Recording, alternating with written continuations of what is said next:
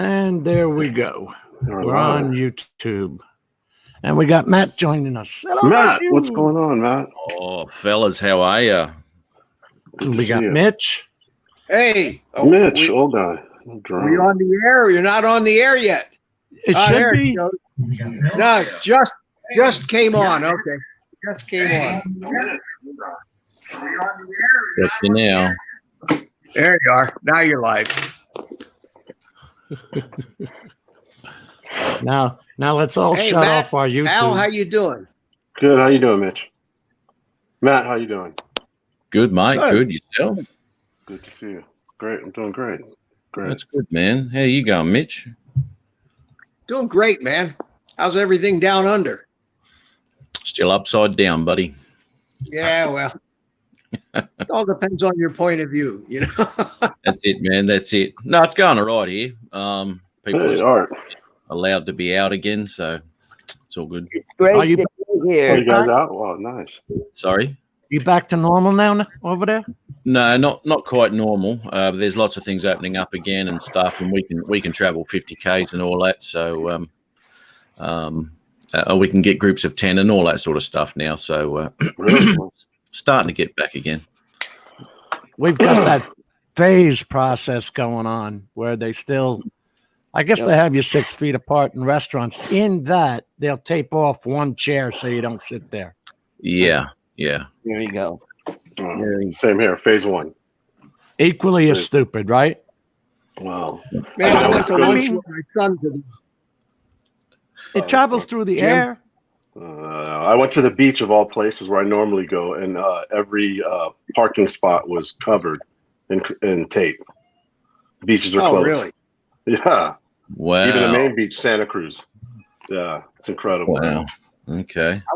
I went to lunch with my son today. We went up to a barbecue place up in Vieira, Jim. Yeah.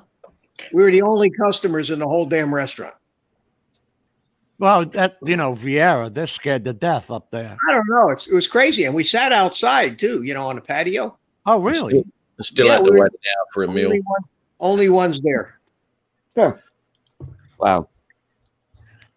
Even as this has proved to be, number-wise, nothing more than the regular virus, the flu in numbers. Yeah. Yep. Mm-hmm. Hey, we got Timeless Truths, and we got Third Eye View. Can't stay long. Yep. But be back in a bit. That's cool. Cool. Killeen, Texas. Cool. Yeah. Mm-hmm. That is cool. I'm in Florida. Al's in California. Going over. There's Matt in Australia. Art is down in Denver, and Mitch is right here in Florida with me. In Florida. And we got our buddy Ron. Hey, Ron. Hey guys, sorry. Dude, what's going on? You're spending so much more time at home lately. All I can see is the three amigos on every live you've been on. What's going on, buddy? Yeah, imagine that. Have you got the sack, mate? Have you been fired? Oh, back to work part-time tomorrow and full-time on Friday. Cool. Yeah. Where are our names? What do I have to hit? Yeah, you're gonna. Hit the Rodney Bell Cup.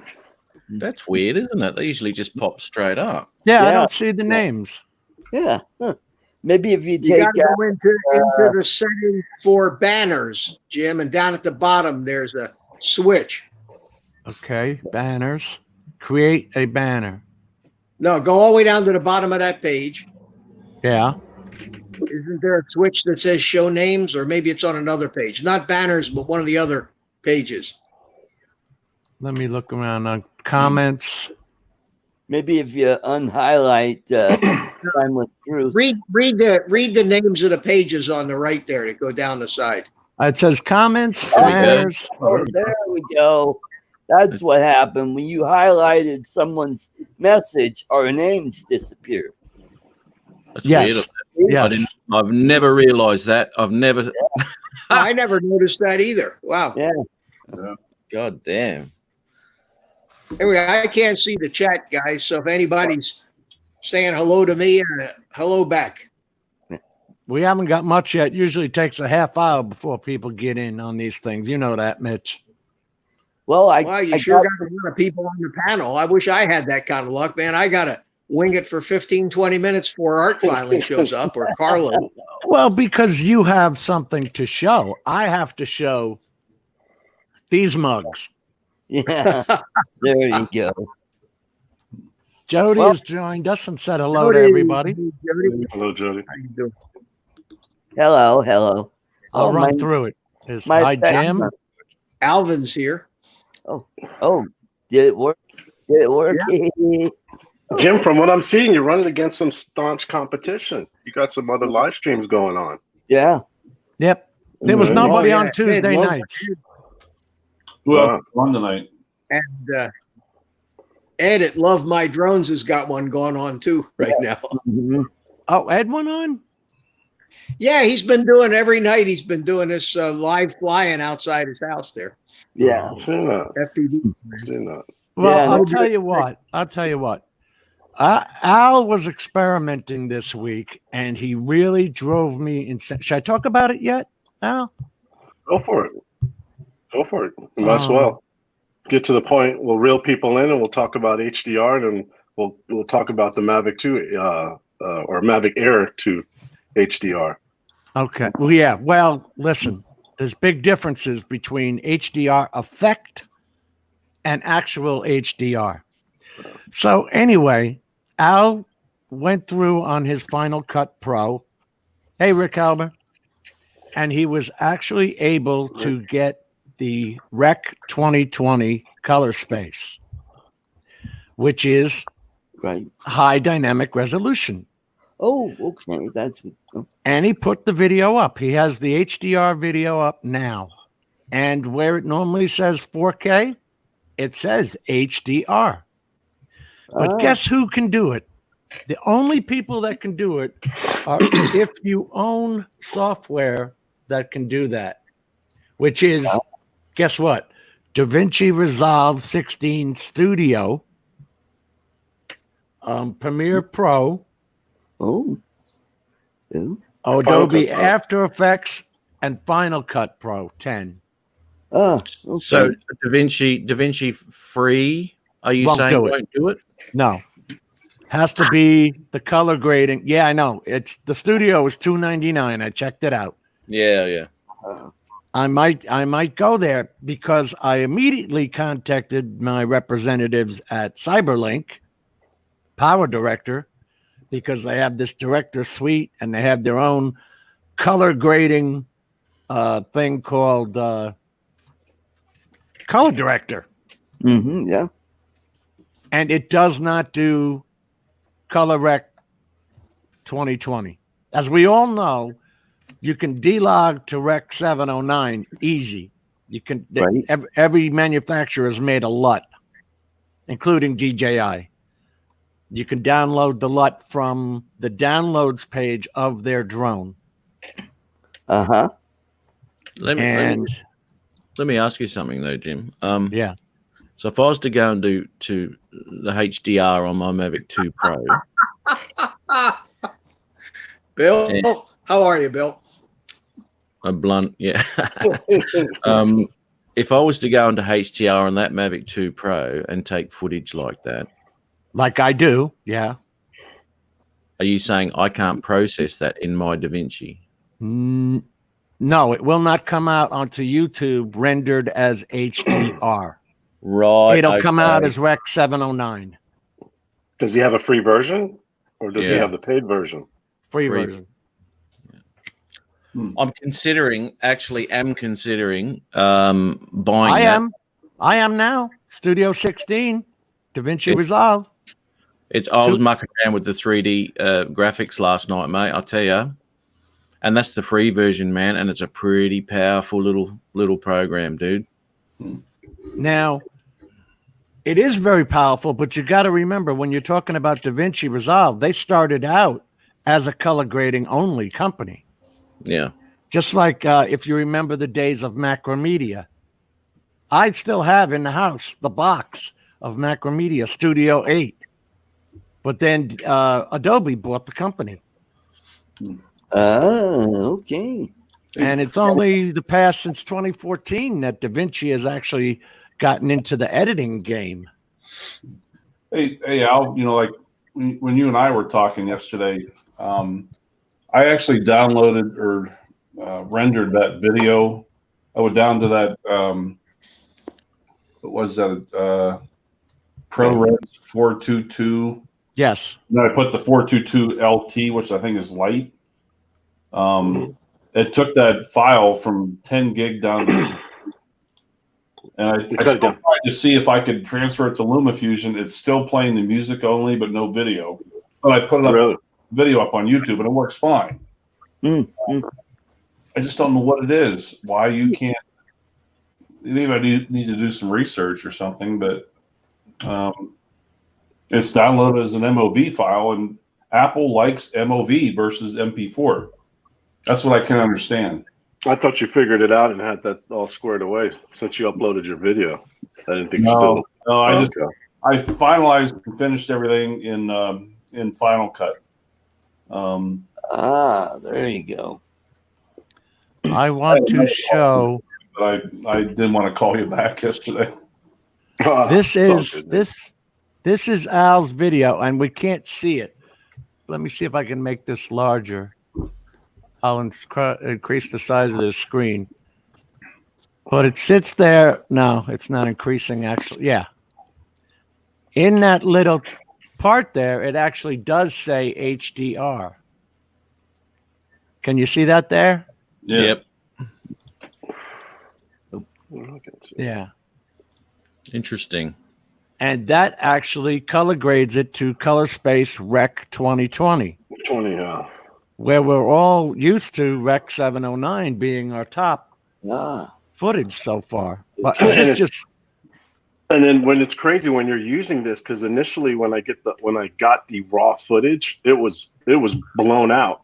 It's so blown. It looks so blown out. That's because you get so much more flexibility on that 2020 Rec line.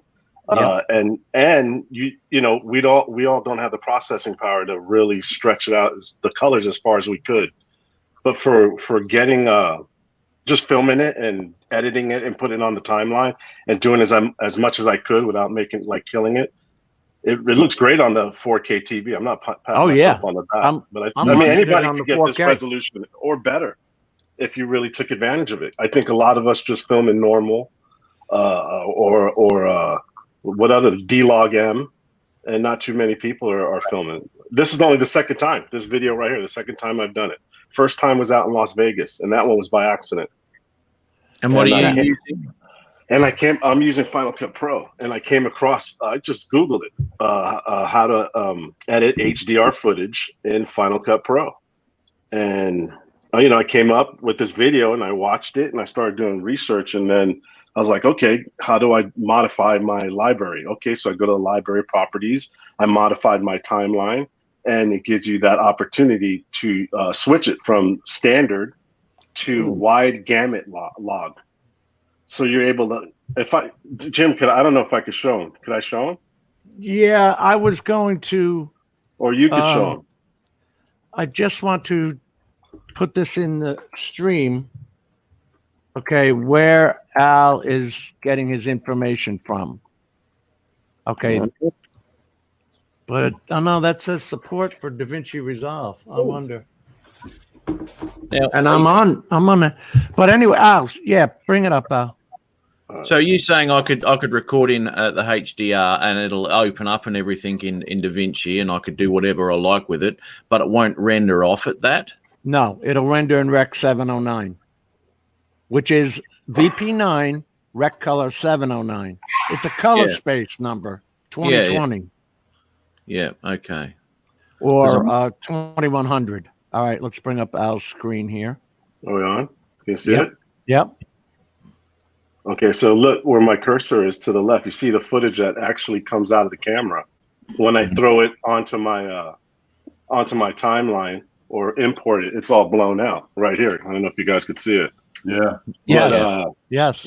What I'm able to do is go into to set a file, and then to the right where it says LumaFusion 2 Final Cut Pro. I just named it this. You go to modify for Final Cut Pro users, and there's a standard, a top standard, and there's the wide gamut. So when you're using that profile, it really looks good when you edit it correctly and you do all the right things correctly, and you throw it on this type of setting. So this is what I had, and then I brought down here, and I'm able to color grade it.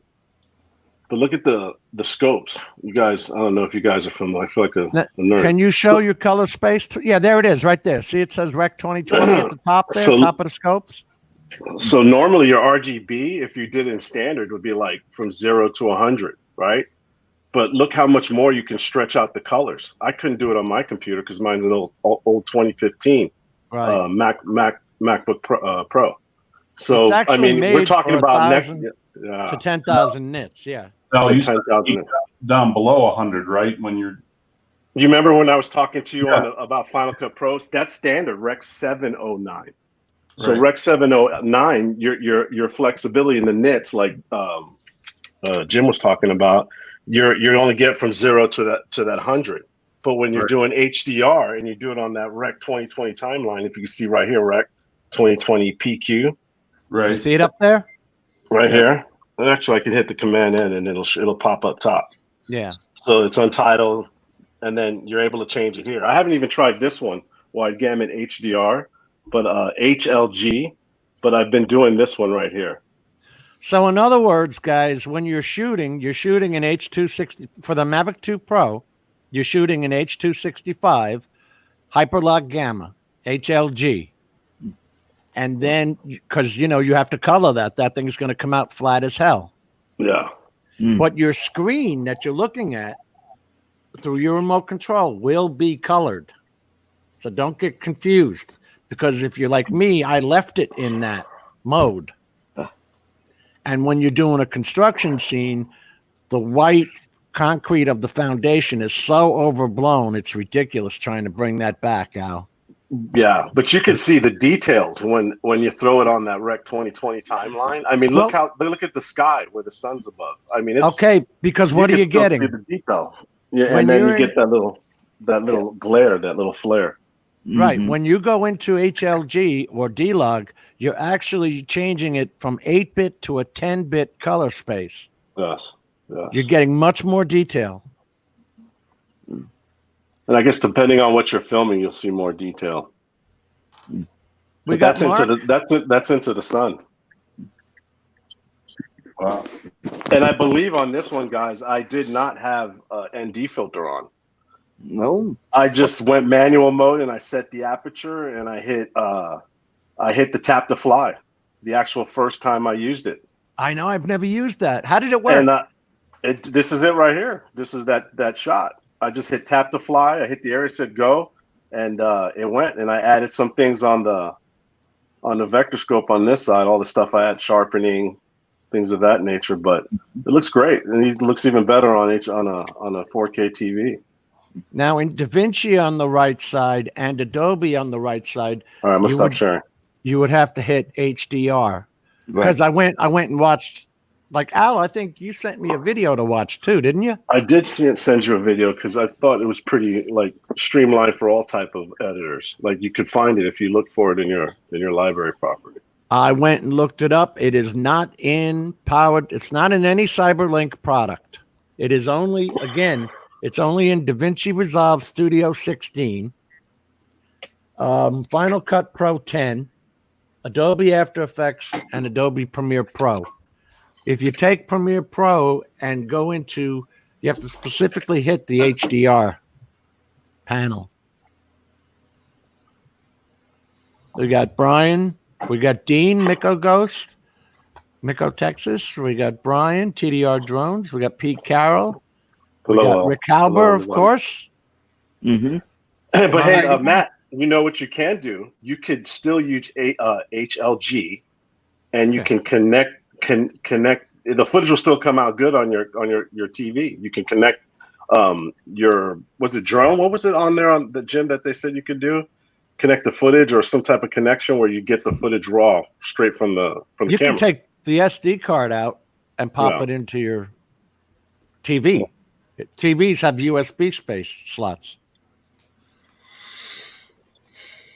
What are you thinking, Matt? Can I share my screen, mate? Absolutely, brother. I've just Now you have the regular Davinci, right? Yes, mate. Yeah. Okay. That golf course work you did, man, that stuff was nice. That tree is so clear. Oh, dude. Yeah, man. Beautiful spot. Beautiful spot. You got to experiment though, you know, with the camera. You know, there's just so much on there to muck around with. You know, it's it's fantastic. I love that thing. I do. Okay. What are Okay. you showing us, mate? Okay. So these are the settings, right? So you go into your What program you in? This is Davinci. Yeah. Okay, regular Davinci. Yep. Now you go into the settings down there, and it brings this up. This is your timeline settings. And I've just looked in here, timeline color space. Right. And gone into here, and I've got the HLG there and all that. I've got a Rec.2020 scene. That's what you want. That's what you want, Matt, right there. So you can film in HLG and then drop it on that timeline. But it won't render to that. Is that what you're saying? I wonder. I don't know. I wonder what if you could probably try. What if he filmed it? Yeah. What if he filmed it normally? Can he still change the colors? No, it won't. It'll only be 8-bit depth, Matt. Really? Yeah, because the only way you get 10-bit color depth is by going through H.265 on the Mavic 2 Pro and using the HLG Hyperlog Gamma Not the D-Log M. setting. Because my video depth bit is 10-bit there. So you must have done something right. Right. Yeah. Now, or is it free? It's just a free option. It's just I don't know. See, this is 265 footage, right? Right. Yeah, it's not that was in what, normal camera setting or D-Log M? D-Log M, yeah. You got to use the HLG if you want to drop it on the Rec.2020 timeline. Try it though, Matt. Try it, Matt. You'll get some incredible shots, dude. Things you got going and how you're working the sticks. Actually, try rendering this one. See what happens. I'm going to Yeah, go. that too. I'm going to go here. Go to color management. I'm going to go like that. Hey. Well, what are there? My God, there's just so many of them. There's 2020 scene, gamma, HLG. That's that's I haven't 20. gone with the HLG on mine. It's a PQ, but it's a process of elimination. You know what I mean? If you want to try it and see what you get, it's not like you're going to kill anybody by doing it. You know, Yeah, you just kind of like seeing Put 'em what. up unlisted. Yeah. See how they come out. Well, yeah, you're rendering it. You'll see it first. Yeah.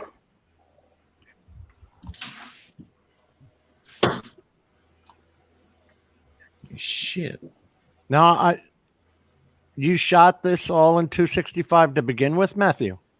Yeah. Very good, very good. Are you trying to render it now to? No, mate, no. Oh, okay. I'll muck around with that at a later date. I just wasn't too sure what to do with that file, because if I'm going to be shooting in 265, I want it to be the best it can be, and if my program isn't going to be able to handle that, then why bother? If I can get that as I'll start a new timeline when I do this. This has been stuffed around with a little bit. This is just testing a few things out. That's got a LUT on it, and that one hasn't. Matt, you get some great shots when you go out next time. For me, burn a battery in HLG, and early in the morning with your shots, and I bet you would get. It'll look incredible on a 4K TV. I can only imagine. Because you get a morning fog, don't you, Matthew? Oh, yeah, every now and again, mate. Apparently only once a year, if you remember. Yeah. Some guy made a comment on one of Matt's. It's ridiculous, man. What a knob. But anyway, actually, if it had half a brain, it'd find out exactly when it was because I posted it on Facebook on the day. Anyway, yeah, I'll do that. I want to really muck around with that higher res stuff because I've got the drone. Yeah. Why not use it? You know? Absolutely. Exactly. And I like the way they came up. What, Art? Yeah, Matt, go muck around with it. Alvin the chipmunk. That's What do you Alvin say, the Al? chipmunk. Shooting HLG, HLG. Hyperlag Gamma, and that's Hyperlog Gamma. Now, I think I'm gonna start. Now that I spent a couple hours yesterday playing around with that video in Final Cut, and I'm like, I need to start. I bought this program. I spent a lot of money on it, and I need to start using it. Yeah. And I gotta admit, it took a little longer to upload the video to YouTube, but I'm like, you know what? I'm pretty damn happy with the results. So, come out really nice. Well, I'm going to be honest with you, Ron. The only reason why I probably dug this far in is because the shelter in place. I'm working from home, and the hours are not close to anywhere what they normally are, and I have more time in my hands. So why not? Yeah. Hey, what's this? All along I've never took advantage of this shit. Mm-hmm. I do see.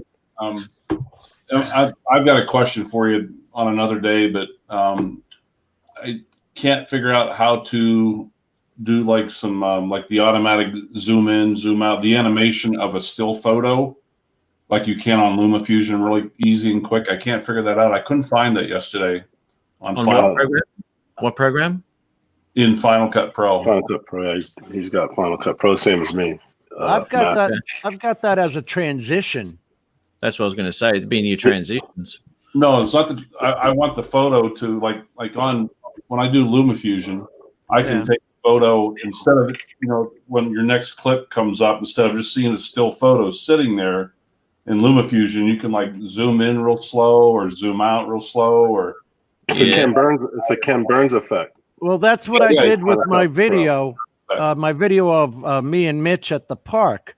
I had a straight photo of a map, and I did a zoom in, but I made it go around to different parts of the park. But all it is a 4x3 photo. Right.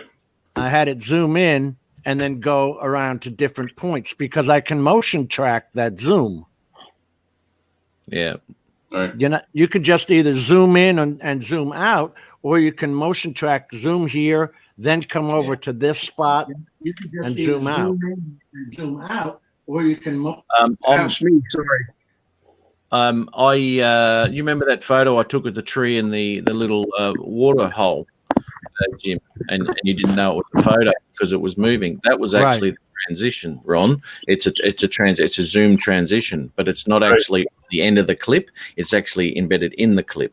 So it was a zoom in. I can change the speed of it and all that sort of stuff, and it just zoomed in, and it made it look like there was a drone flying. It's nowhere near it. Brad from Drone Kings in Darwin says you can blow up the scale too. Yeah, you can make it larger, and then go over to any spot you want. Ron, you could probably keyframe that too, couldn't you? Yeah. Yes. Nothing I need to learn on Final Cut, as I totally forgot. Like I said, it's been 6 months to a year since I've really played with it. I'm like, I need to get back into it and keep my mind fresh. I'd like to learn like speed ramping and I used to know how to do that. Now I totally forgot. It's all the stuff I've done. Gone on YouTube and look for stuff, and usually go research it online, and you get your information. Right. The thing with PowerDirector is it labels it that. It calls it that. If I go to Fix Enhance, it says I can reverse speed, change the speed, and do any of those options. So you're in PowerDirector. You can't do an HDR video. You can't render. Nope. I cannot do Rec.2020. And now I'm all pissed off because I bought the year's worth of it, Director Suite. Well, if it's free for Matt, maybe you should just go Davinci and use the free version. Yeah, because using that. Okay, in saying that, I haven't looked at what I can render it off at. I'm going to have a look at that right now. Oh, I see.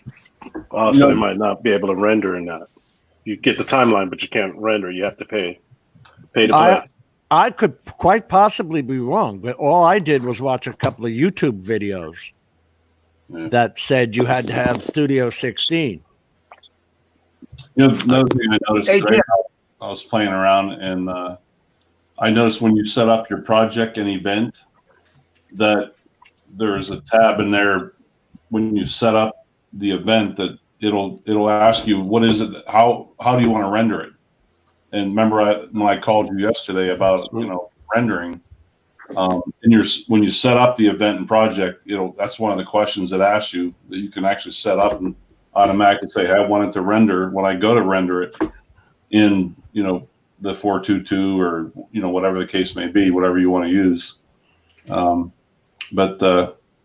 I noticed that, as you were saying, as you go down the line, your file size gets smaller. It's going to get smaller and smaller. But that file I dropped for that wide gamut, the HDR file, it was a pretty big file. Really? And YouTube took it, and it took 2 hours to render. Yeah. It was quick. Yeah. It's funny because that WDR is also on Ron's TV and my TV. You have to actually turn that color space on the TV, on Samsung TVs. Yeah. Man, you can't get a word in edgewise here with you guys. Hey, Jim. Yeah. Put it up, Mitch. Put it up. Well, I'm on my wait. I'm going to come in from my computer and shut down this stupid cell phone. So you're going to see me pop up now. I got you. Okay. And I'm going to shut this. Oh, there we go. Okay. So now we're here. That's much better. Yeah, that stupid cell phone is terrible. Yeah. Anyway, I got the chat now. I got everything. All right, carry on. Okay. No, carry on. Show us your Premiere Pro and that HDR Rec.2020. How you do it? I can't do it. I'm mad. And Rick Halber's going to be mad now too. Well, if you can do it on Davinci and it's free, then don't use PowerDirector anymore. Use Davinci. I don't know if I can render it though. If you really want to do that. What? Do what? HDR. Render, film in some HDR and be able to render or not. I had done, if you remember, I had left my Mavic 2 Pro in that H265 workspace, but I think it was D-Log, Al. I don't think it was HLG. Yeah, I think a lot of people don't film. Like I said, that was the second time I've actually filmed in it. Just something I happened to fall on and never thought about. Let me see if I can share this YouTube screen. Would that be a Chrome tab? Yeah. This here? Is this it? No. I want to show the other side of the damn screen. Okay, stop sharing. Try it again. I want to go to Chrome tab. I want to show. There we go. Here we go. Oh, look at the size of that. No. Okay, now we can read that. But we have to come down, and it tells you right there the requirements. Upload, and let's see the video file encoding requirements. H264 10-bit, VP9, Profile 2, ProRes. You see it, right? Yep. But MKV Maricosa is usually H265, but you can render out, even on PowerDirector, you can render H265 video out in H264 for YouTube. Right. So I'm lucky in that area. And then where's the metadata? Do we really care? See that, Al? It says PQ or HLG. I'm going to try the HLG just out of curiosity one time, or just the timeline I have already set up and just render it out in HLG because it's different. I guess there's different settings for it. Now, one guy was talking about when he was doing Premiere Pro. You see where it says non-constant color radiance, luminance here? On Premiere Pro, I think it was called radiance, which is what he hit. Because I had watched a video on it. Optionally, HDR videos may contain HDR10 plus metadata, which is very cool. And notice the only thing they don't have yet is that, what's the one for Dolby? Dolby Vision is their own kind of HDR. Because you've got HLG, you've got HDR10, and now you have HDR10 plus. Let's go above this and see those upload requirements. Normal frame rates, but your color depth has to be 10 or 12. So that means you've got to shoot on a Mavic 2 Pro in H265 or HEVC and in Hyperlog Gamma or D-Log in order to get, in order to get the 10-bit. I wonder if I can turn my D-Log into... Well, no, I can't. You know what? I'm going to download Davinci, damn it. And you will show you this, brother. Did it render, Matt? Dude, I've just got my screen up. Okay. When Jim's I'm got stopping, and I'm pulling yours up. Okay. Over here in the advanced settings, this is the render section, right? Yeah. In the advanced settings, of course, you've got HD. You can put your formats in there, MP4s, all that sort of stuff. Now, down here, under the advanced settings, color space tag, Rec.2020. Exactly. That's what you want, brother. There you go. So you can take that footage within Davinci free version, set your timeline to 2020, and render it off at 2020. That is good. Bloody There fan. you go, Jim. Save yourself some money and cancel your subscription. Before you do that, let me play with it. I already paid for the year, so it doesn't matter. I bought the PowerDirector Ultimate 17, and then I went just like Rick Halber, and we went and bought the Director Suite 365 for a year. You pay in advance, of course. 2020. But you hate to learn things afterwards, you know what I mean? Absolutely, yeah. There's And no better time to learn DaVinci now. Yeah, Matt, I'm sure Matt can help you out on that. Yeah, dude. Yeah, I mean, this is why I've got into the fusion side of it too, because I've got plenty of bloody time. And that's their animation side. Yeah, that's all. That's that new title that I did, and that's that gets pretty involved, man. It's actually don't save that. Piss off. All right, Brad. Brad's over in Darwin. Drone King's in Darwin. He is, yeah. Drone Kings. Yeah. He's a good dude.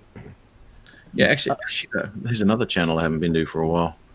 He has also a Reddit page, which about 8 or 10 of us have hooked up with now, and it's one of the few Reddit pages where you can actually post all your crap without people taking it down and bitching. You know what? About a week ago, I did that, and it was taken down within a day. But it was pertinent. It was subject matter to the city, and they just took it down. I was like, what the fuck? I can't stand that. No. I got a couple of warnings. Now, what is Rick talking about? Takes a lot on the PC. Are you talking about power, or are you talking about space on the C drive? Because I've got, I consider my computer to be the lowest class you can be and still work with 4K. I've got a NVIDIA 1060 card. I've got 286, folks. 32 gigabits of RAM, but I only have an i7 6700 CPU. There you go, 67. That should be powerful enough. You think? Oh yeah, I would think so. How many cores and how many threads does it have? It's only 4 cores, 8 threads. Ah, well. If you're working with stuff like After Effects, Xenon with 6 cores and 12 threads. that's what you got? No, I'm thinking about building a machine with that. I know. I was looking at that guy. You ever look at Carrie Holtzman? Yeah. He does a lot of computer builds, and I watch him when I get sick and tired of watching the how-tos on PowerDirector. Hey, Jim. May I share my screen for just a sec? I got a question for Al. See if he can potentially answer this for me. Absolutely, guys. And if you want to throw something up, just put it up here, and I'll see it in the bottom and bring it up. So go ahead, Ron. Let me bring this up. Now, can we do this? Can 6 of us be on and bring it up? Yeah. We just did that, right? Yeah. You get solid, yeah. Okay. Hey, Brian Mack. Hey, Mac. Okay, Ron's screen, and then we'll get to Matt's after this. Okay. I just want to bring up Final Cut for a second. Al, there's this, like here, I finished this video up, and like if I want to go up and render this, and let's say I want to file, kind of like what you and I talked about today. Now you see right here where it says, it's going to be an MOV file. And if you click on that, I notice that there are only certain, oh shoot, now it's not, hold on. Take your time, man. Don't. I just want to put the desktop.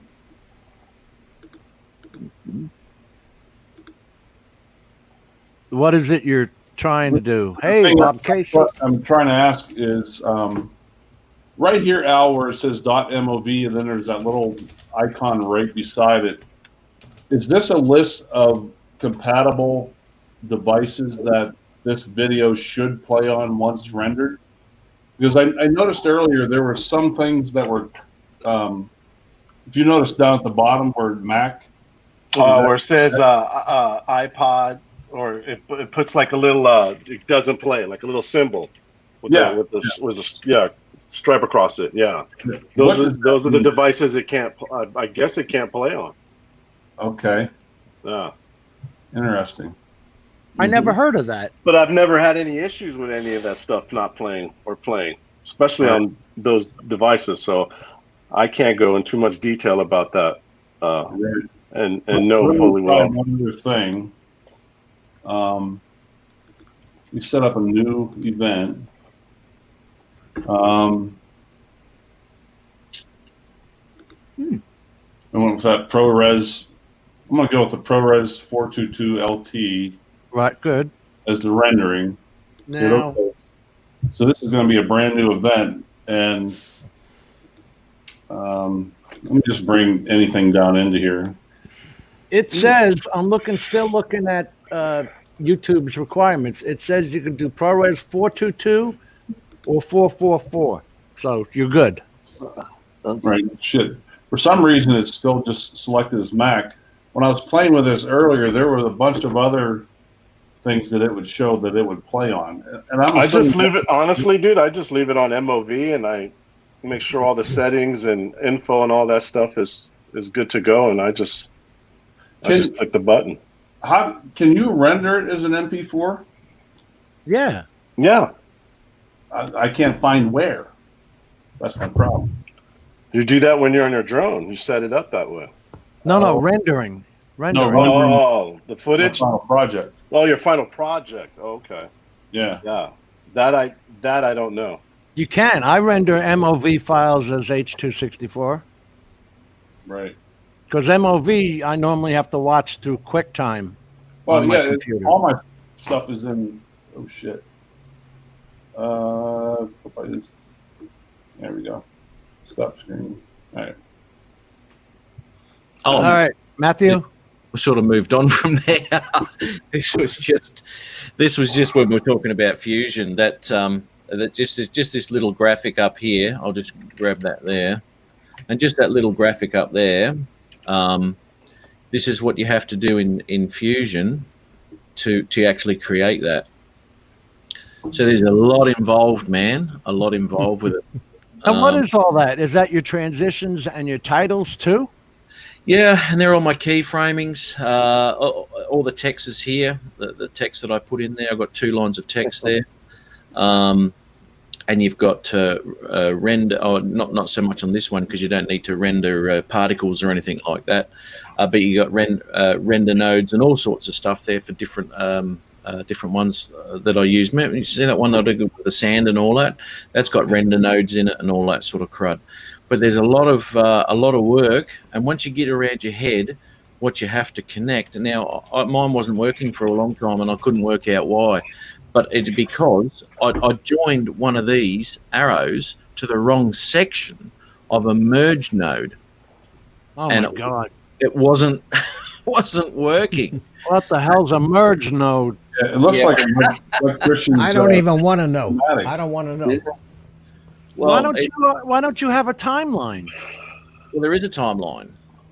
Well, can't you do this stuff on an Adobe type? Yeah. Why can't you just put in your transitions and titles and all that on there? Well, you can, but these are all animated, right? And these are made. I mean, Davinci itself has got its own 3D animated here, 3D animated titles. Oh. So there's all sorts in there. But I tend not to use them because they're very generic, and I don't know. Let's pop that in the timeline, just have a bit of a look at it.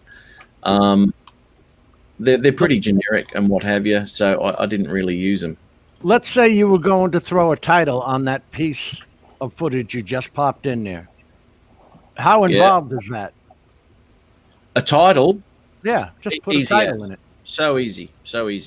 You just put your these ones here, all these titles here. You just whack them in the timeline, type what you want, and off you go. Right. It's easy to do, but when it comes to things like that, see, these are all they're inbuilt ones. Right. But as I said, they're pretty generic and all sorts of stuff. So if you want to start creating your own stuff, that's where you get into Fusion and look at it in there, man. And it's quite interesting, but it's very involved. Let's say, how many hours do you have just in that 3-second intro? That It there does look involved. that took me a good 3 hours to nut out. The video that you just posted with the gold, didn't it have this exact one with the gold trimming, kind of like fading in or fading out? Was it? Did you use this title? I used Fusion, yeah. Fusion, wow. Okay. Yeah. That was a different timeline, different title again. So, Brian, yeah. It looks like my family ancestry tree. Yeah, Curtis, it'll only take me half hour now, 3 hours to work it out. Wow. Man, I felt bad on my little intro. I did it, that thing I do before my show. It took me about a half hour to do it. I did it in Premiere Pro, but it's not nearly as involved as what you just did there. Yeah, absolutely. There's a lot involved in it, man. And I'm just getting into the 3D side of things now. So that's even more involved. And then we were talking to Curtis on Friday night, your time, about the meshes and all that sort of stuff. And I mean, it's not that confusing. It's pretty self-explanatory. But you've got to work out what to put in places. And once you learn all that, it's like editing, mate, and changing to a different editor. You know, you've got the same thing, but it's called something else, and you've got to find it. You know, and it's the same with this. It's a whole new thing for me, and learning what things do and all that sort of stuff takes time. But once I get my head around it, it's going to be sort of a sort of simple process, I think. But yeah, still learning. That's why it took me so bloody long. I don't Well, understand. that's like After Effects. Yeah. Any new To program. do the animations and the control and stuff you can do in After. But the learning curve is tremendous. You can learn the basics quick, but to really get deep into the good stuff, it's like going to college. It's crazy. Yeah, that's right. That would it makes it confusing when they do those nodes like you just showed, the tree branching off. Because when I'm in PowerDirector, I just drag the transition onto the video. I just drag the title down, and then I can manipulate the title. There's basic, and then there's advanced, where I can make the title or change that title completely. Yeah. Well, They make that easy, but you can do that within the editing page of a standard title that's already in there. There's Right. no worry about that. But getting into Fusion is getting into your own design and things that you can do with it. And when it comes to 3D logos and all that sort of stuff, you pop them into Fusion. And you can do it from there. So that's well and above what the standards are. And that's what I find. The standards are just, pretty generic. But you can, as I said, muck around with them, and you can make them look a little better. But I like to get into it, and I've got the time at the moment. yeah. So why not, Well, see, that's the thing. I like to get into it too. And when we'll get into Luminar in a second, but when Ron and Steve and all them got the Luminar, I'm like, well, let me see if I can do that. If I already have software, because it's in 5 different damn packages: Audio Director, PowerDirector, Photo Director. Can this do any of that? What did I just buy? That kind of thing. Because you don't want to duplicate buying software either. No. Well, you know what? Within the program, you can do this most programs. There we go. You get a picture. And I'm not saying you can do the same as what you're talking about, putting moons in birds and all that sort of stuff. But what I generally do, if I do a still picture, I'll put that into the timeline and I'll go straight into the color grading area. And I can chuck LUTs and do all sorts of things, same as you can with a video. So for me to buy an external just for processing photos, I would just use the timeline itself, and then you can extend that for as long as you like throughout a video, or you can make a video of stills. But you can put all your effects and all that sort of shit within that timeline. But I found that when I was trying to do what Ron did, I had to actually, what did I do, Ron? I had to motion track the area I wanted to change. How you doing? Like if he was changing the sky, because the way Ron put the sky in behind the mountains, I couldn't do that.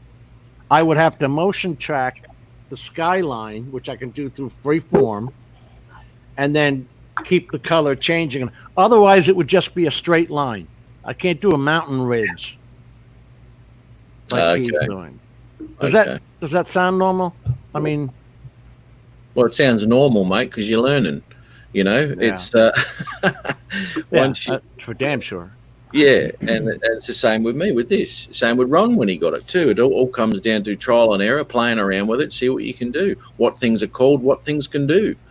And it's once you work all that out, then the process becomes a lot quicker, and then you can fine tune those changes that you do to those photos too.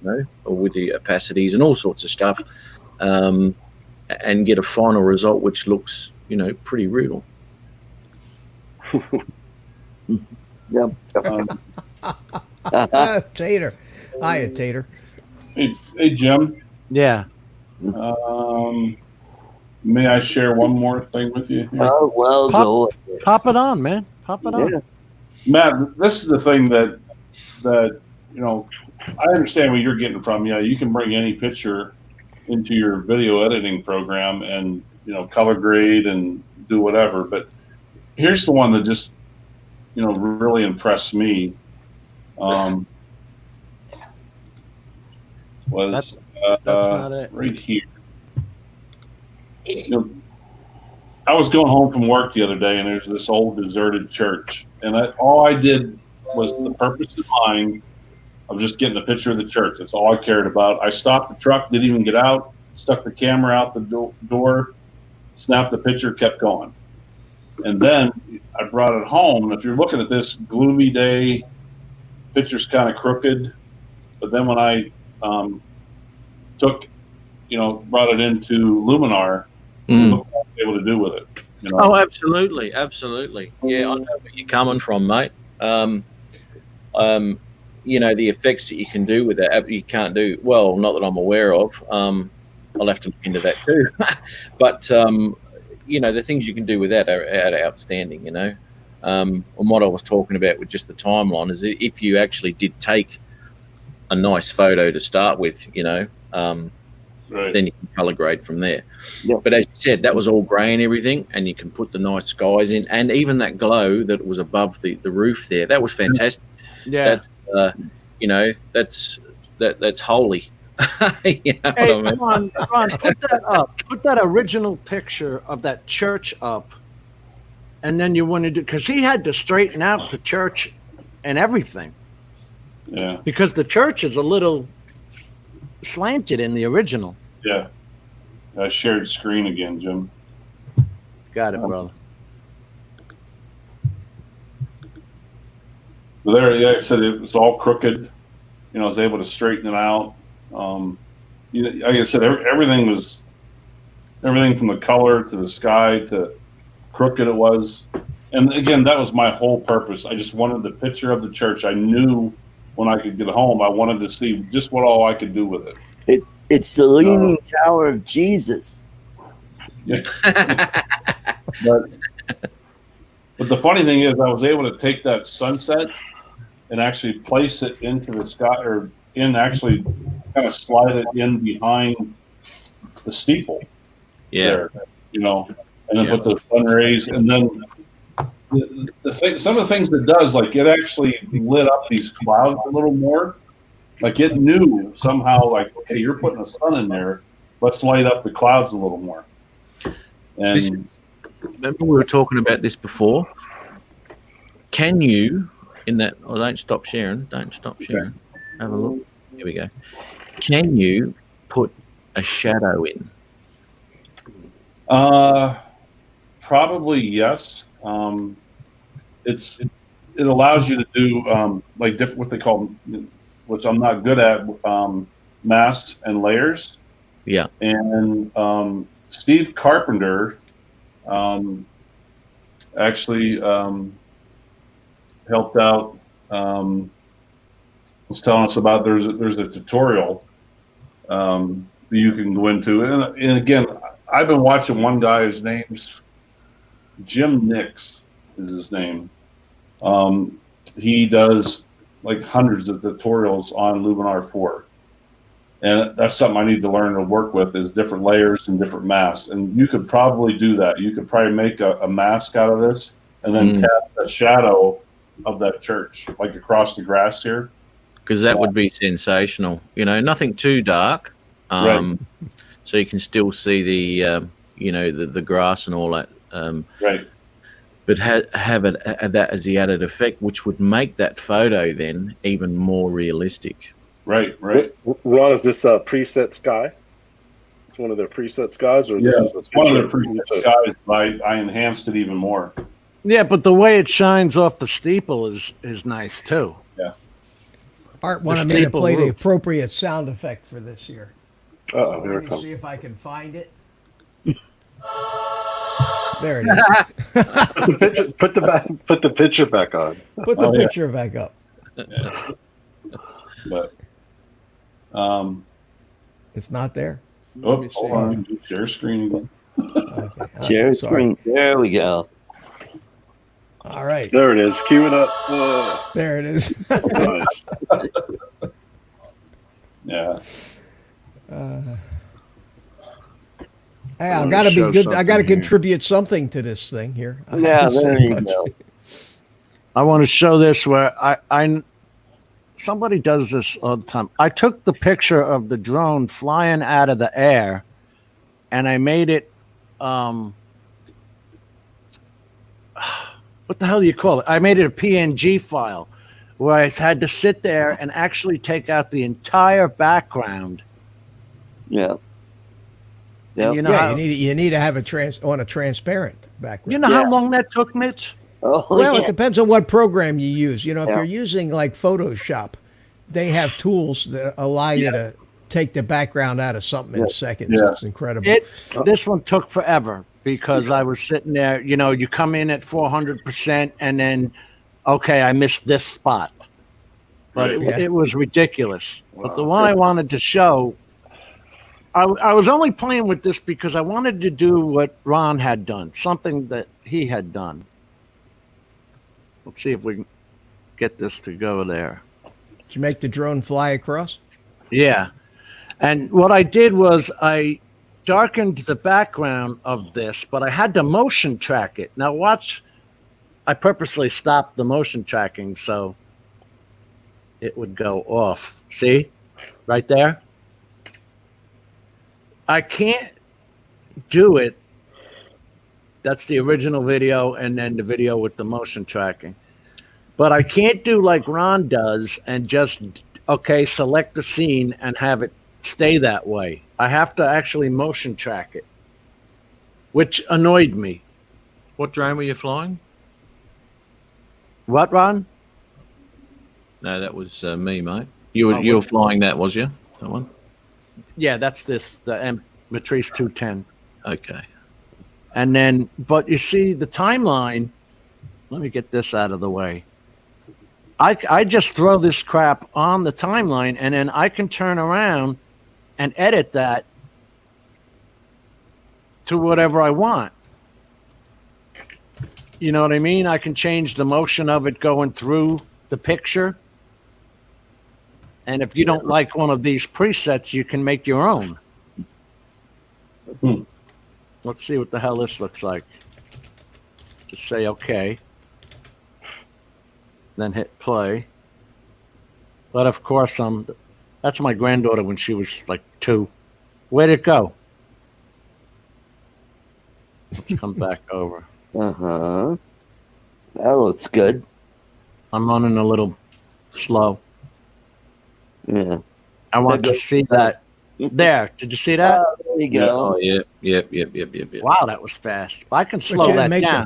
the props weren't spinning, Jim. You need to animate the props too. Yeah, there you prop- go. The props were spinning. Yeah. That's why they look so terrible. But anyway, those little things I can do by making it. Let's see what this one is. I don't know what this one is. Go.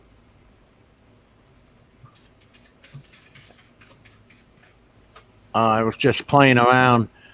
You can bend a picture into a picture. I like that, though. This is pretty cool, I think. But I know you guys have already played with this. Mm-hmm. Where you take the picture and you can put it into like a movie screen or a on the side of a building. You can actually take the little blue nodes there and see, go like that, Oh, okay. and then bend it and make it anything you want. Mm-hmm. There you go. So, like, I know Mel did one with. Does Mel show that computer screen anymore? He's got that computer screen that he puts on. Anyway, you can do that kind of stuff. And like, if there was a building in this picture, I could put that on the side of a building, like it was a movie playing on it. That's just kind of the quick stuff. All right, let me stop sharing. But those are the things we can do in here. But now see, if I wanted to actually color something, I'd have to highlight it, right click, and go to Color Director, which is Edit Video. Go over to Color Director. And this is where most of us with these, I'm not going to say junk programs, I'm going to say lower class or less expensive. Mm-hmm. So you can do either motion track something. You can outline it yourself. Let's see if you just take spots like I did before. Mm-hmm. You know, and you bring the lines together. You end on the last spot. And then you can make this any color you want.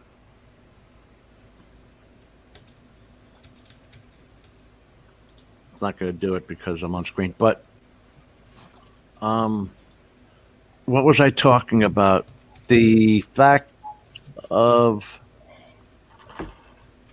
the HDR is an effect. It's not actual HDR.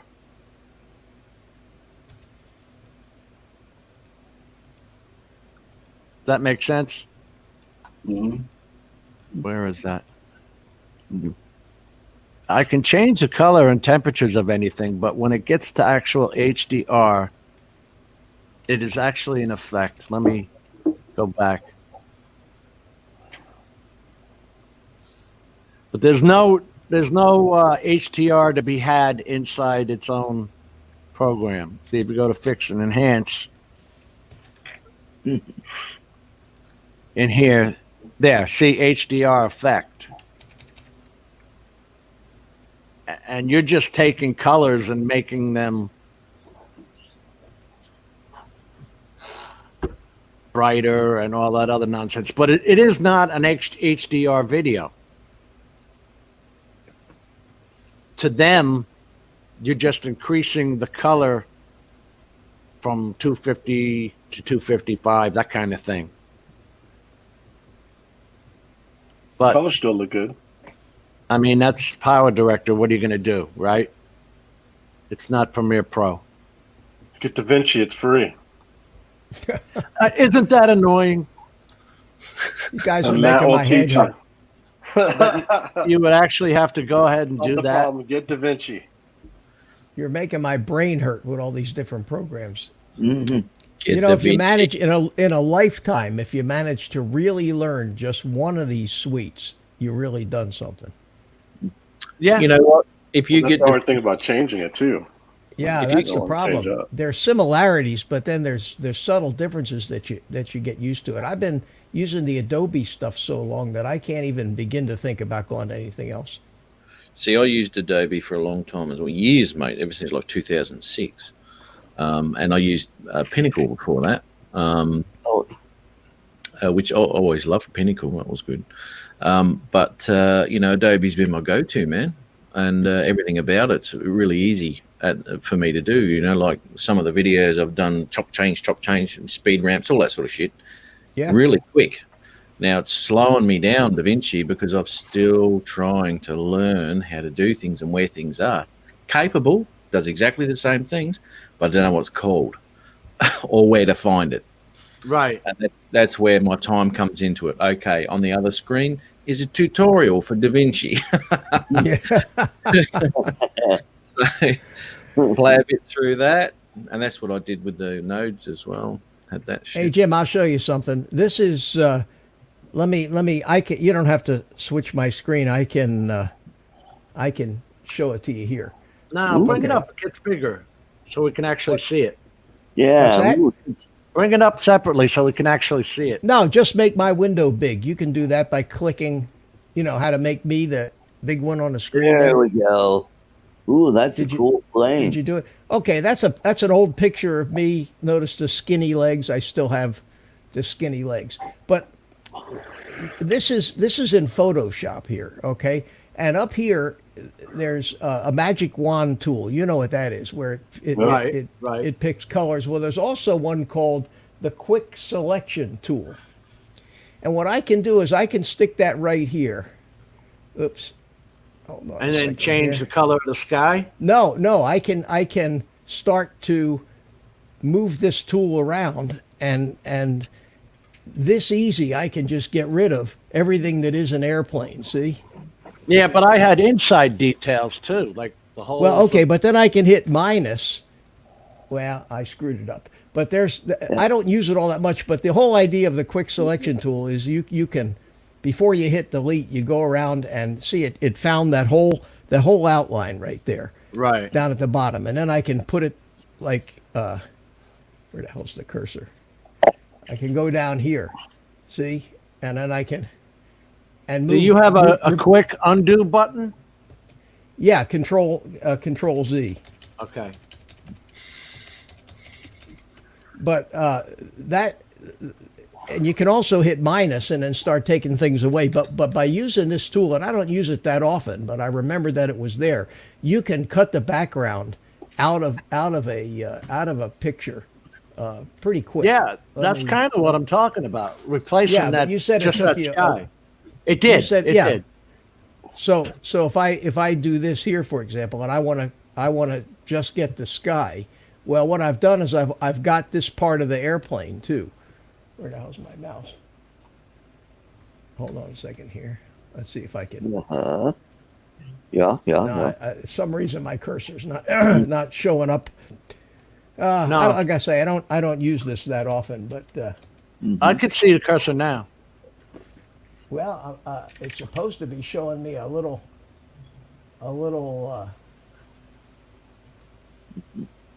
I see you picking the brush. Yeah, that's what I'm trying to do is make a bigger brush. I don't do this that often, but what it does is it lets you. But what it's doing is it's getting that yellow section, which I don't want to get. So there's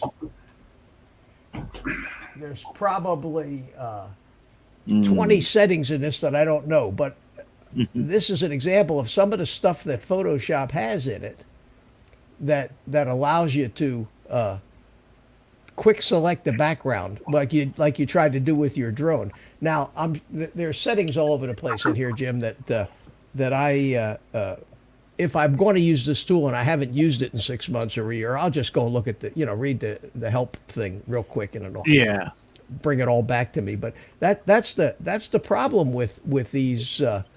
That's the problem with all of these programs. There's so many tools and it's all so complicated that nobody can actually remember unless you use it every day. If you're a professional that goes to work at 8 o'clock in the morning and you sit down at this program and you do it 8 hours a day, every day, all day, like the guys that work in the TV stations and video production, they do this editing on the fly. The guys who do the sports, who cover the football games and NASCAR races, they got to have a replay up in all edited and everything in seconds. Well, they're that good because they do it every day. People like us, we dabble in this, and the problem, especially as I get older, you forget the 37 options that each particular tool has that make it behave and act differently. Well, Mitch, that's the one great thing about YouTube is there are tutorials on YouTube how to do all this. The problem is you got one job to do and you end up having to watch 8 hours of tutorials to do a 5 minute, to learn how to do a 5 minute job. And then 2 weeks later, if you have to do the same thing, you forget how to do it. So for my editing, I keep it very simple and very basic. And I've got a few tricks that I just do all the time and I just keep using them over and over again and it makes videos. Yep. Hey, Jim, I got to split because I got to get ready for bed. All right, buddy. Appreciate it. All right, Art, we'll see you, my friend. Here. Take care, Art. Have a good night, everybody. He's got to go piano practice now. Yeah. Learn to play that grand piano. Yeah. I want to see him play it. He keeps bumping into this bunch of green fabric every time he tries to get over it. Yeah. All right. Good night, everybody. Have a great day. Take care, bye. Take care, buddy. Bye-bye. I'm trying to find, Ron, I showed you that original picture of that M210, which had the background, which was flying in the grass and all that, but it's like trying to take out, let me show this one. Mitch. Oh. Yes. Can't just say that without showing it. What? Here. This. It's like taking out, you see all the holes inside? Yeah. right? All those little circles. I had to increase the size to 400% and then go and take out each little hole area and all that crap. Were you actually using an eraser and doing it pixel, or were you using a tool to find the edges of the color? Okay, if you press intelligent, that turns out to what like you did.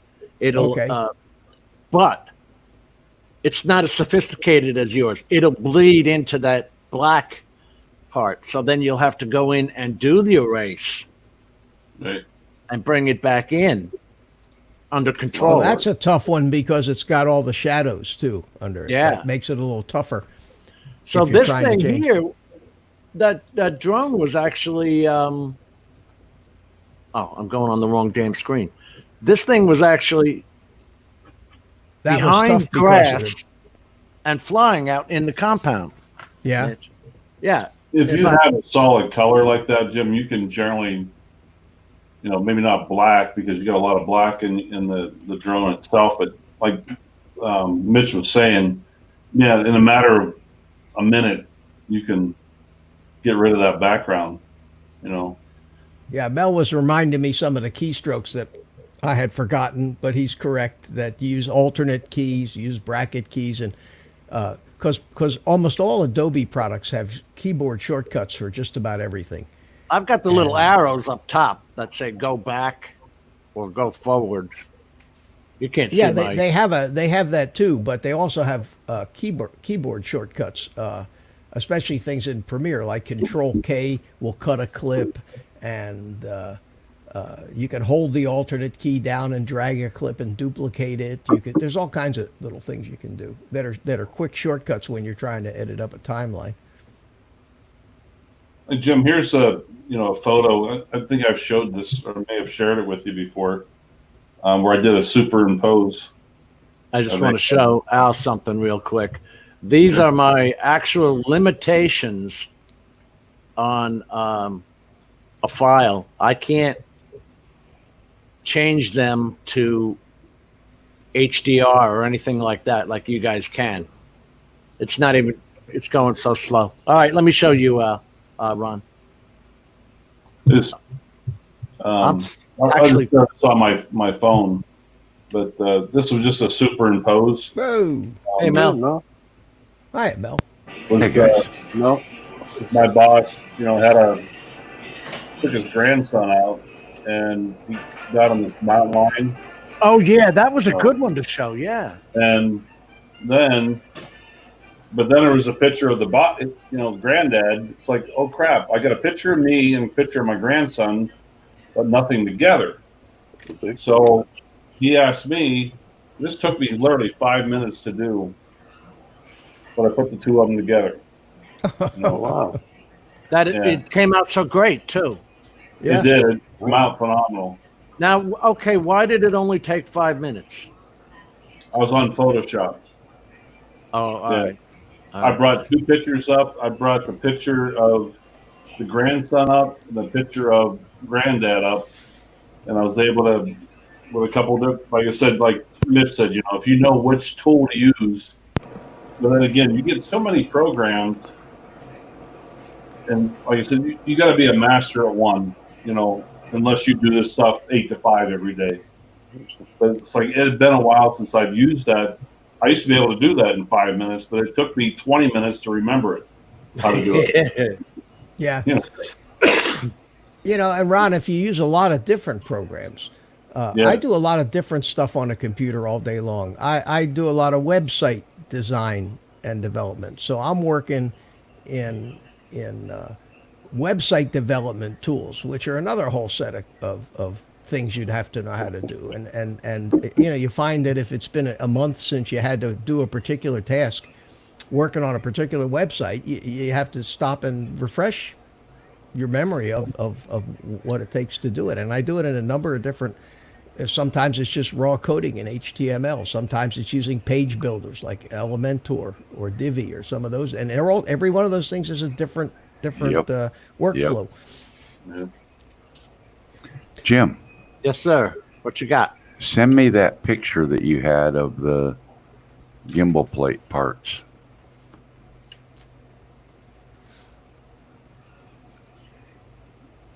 I want to show you something really quick and easy in Photoshop,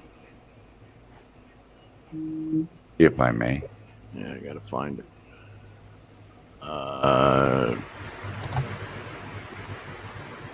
I can just select it and then hit send to, right?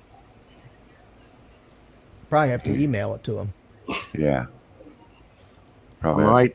right clicking and then send to mail recipient.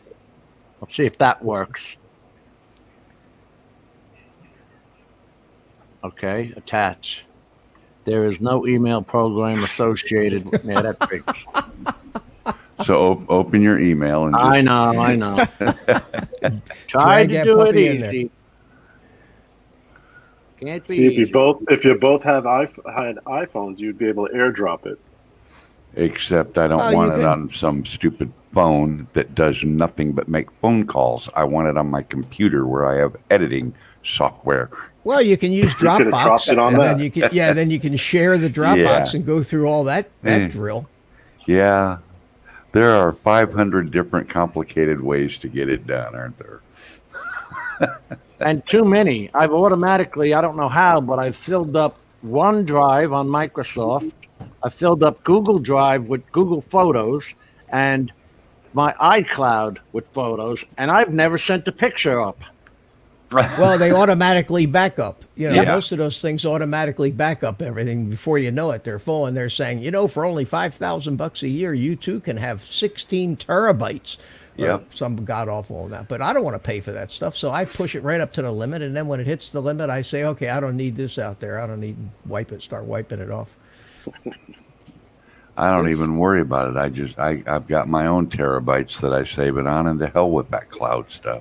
Well, I we do that too. Mel.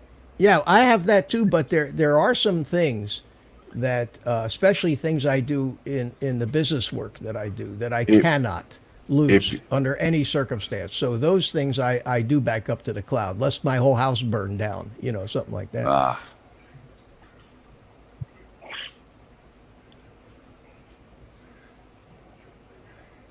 Okay, here it is. On your guys' photo editing stuff, Yeah. do you have anything called Magic Eraser? Yes, of course. They all got them. All right, Mel, check your email. So why didn't you use Magic Eraser to do that? Because with its intelligent what, Mitch? Well, the thing about all these magic tools is there's settings that go with all of them. For example, the magic wand in Photoshop has a setting called tolerance. So it's looking for a given color. Right. So you're saying if you give it a tolerance of 10, you're saying go to, if it's 8-bit color, go to 10 stops either side of the color and include that. And then there's another checkbox that says contiguous. So in that case, it'll find the whole, every aspect of that color, if it's not checked in the whole picture. If you say contiguous, it only finds those little bits of color that are touching each other.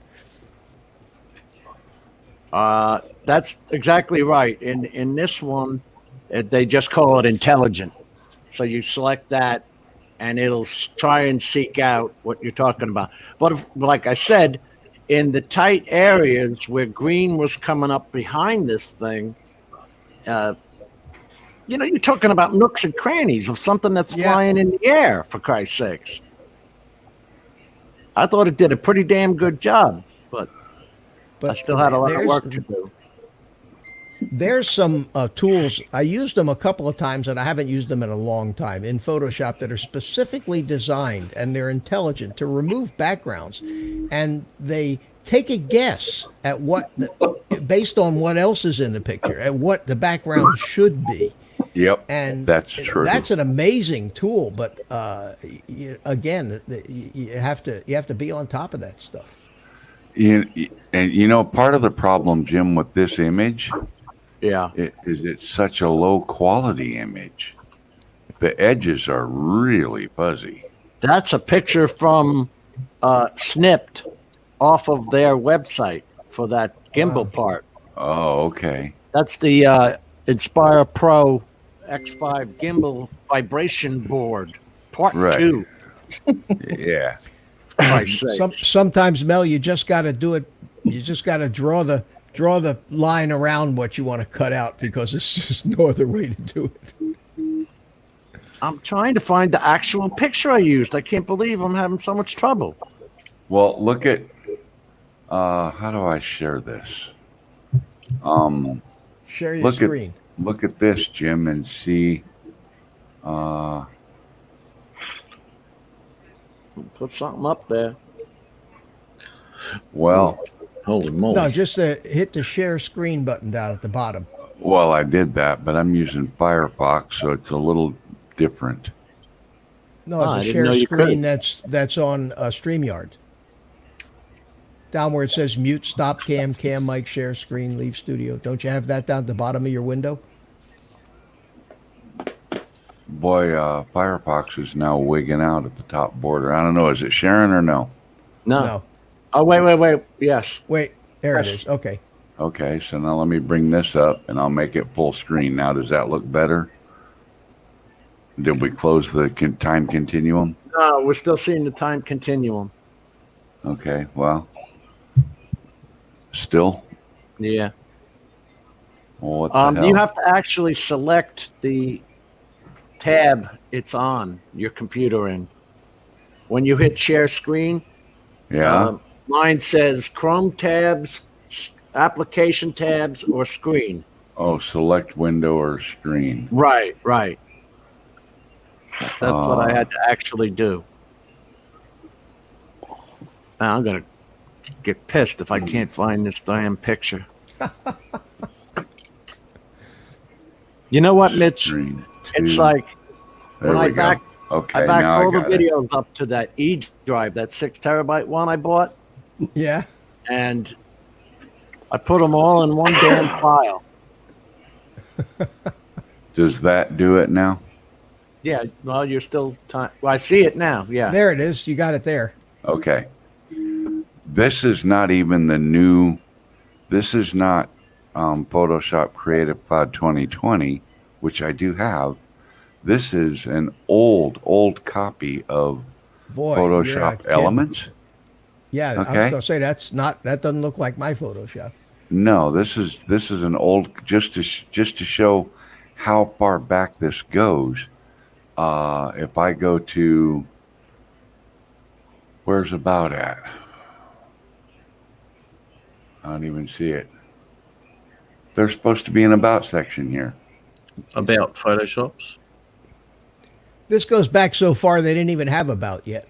Yeah, maybe not, huh? It says About Photoshop Elements. See it? Right there.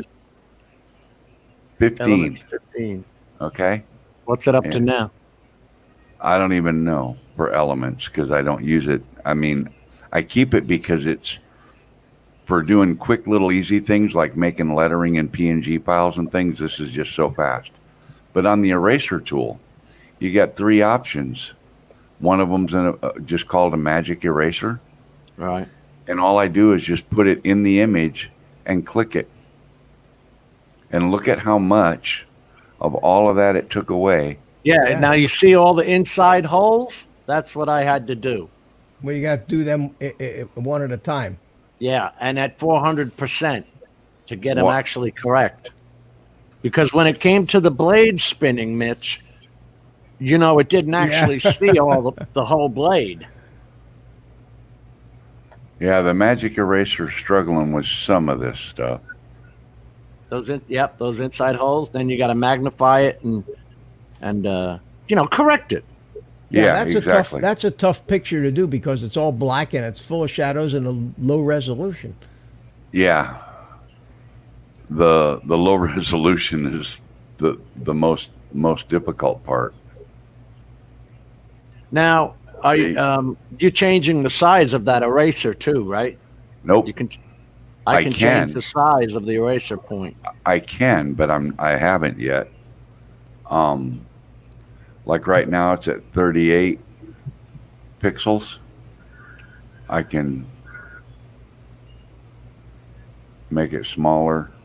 or bigger, up to 255. But I tend to keep it small so it does just a little bit at a time. But the resolution, you know, I mean, how are you supposed to clean up an image that looks like that? Yeah. Things like that, Mel, I end up, it takes a little time, but I just end up using the lasso tool where you click and you just can little by little you draw a line on the outside. And well, then you can. Wait a minute. How is the lasso tool? I did not try it. Okay. You can use it. But it's, you Control Z that out of there. That's kind of like what I had to do, Mel. Yeah. Go in and make Now, the line straight. Yeah, but see, for what I would do on this, me personally, I would just go to the regular eraser and I would make the size a little bit bigger so that it covers more. And then I would just start cleaning it up.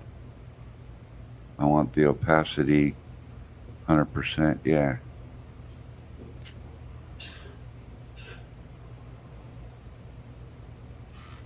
It's just. It's not easy. Yeah, on that particular picture, you'd be way better off using this lasso tool. Here, I'll show it. I'll show it to you, Jim. Yeah. Show me how that lasso works. I Here's didn't use the lasso. Here's your square one. That's what I was using. Okay. And I was using the intelligent one, which you started out with. So that makes it easy because then this won't let you erase anything outside of the line, right? Yeah, and that's what I started with, the round thing there, and then I had to go back and put stuff in because don't forget, now I had the props in spinning, so I had to tell it where I thought they were.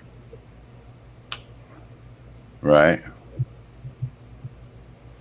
And of course, you can only get half the prop or whatever because you saw how it thinned out. So then I had to go and make that brush smaller and smaller as I got out to the edge.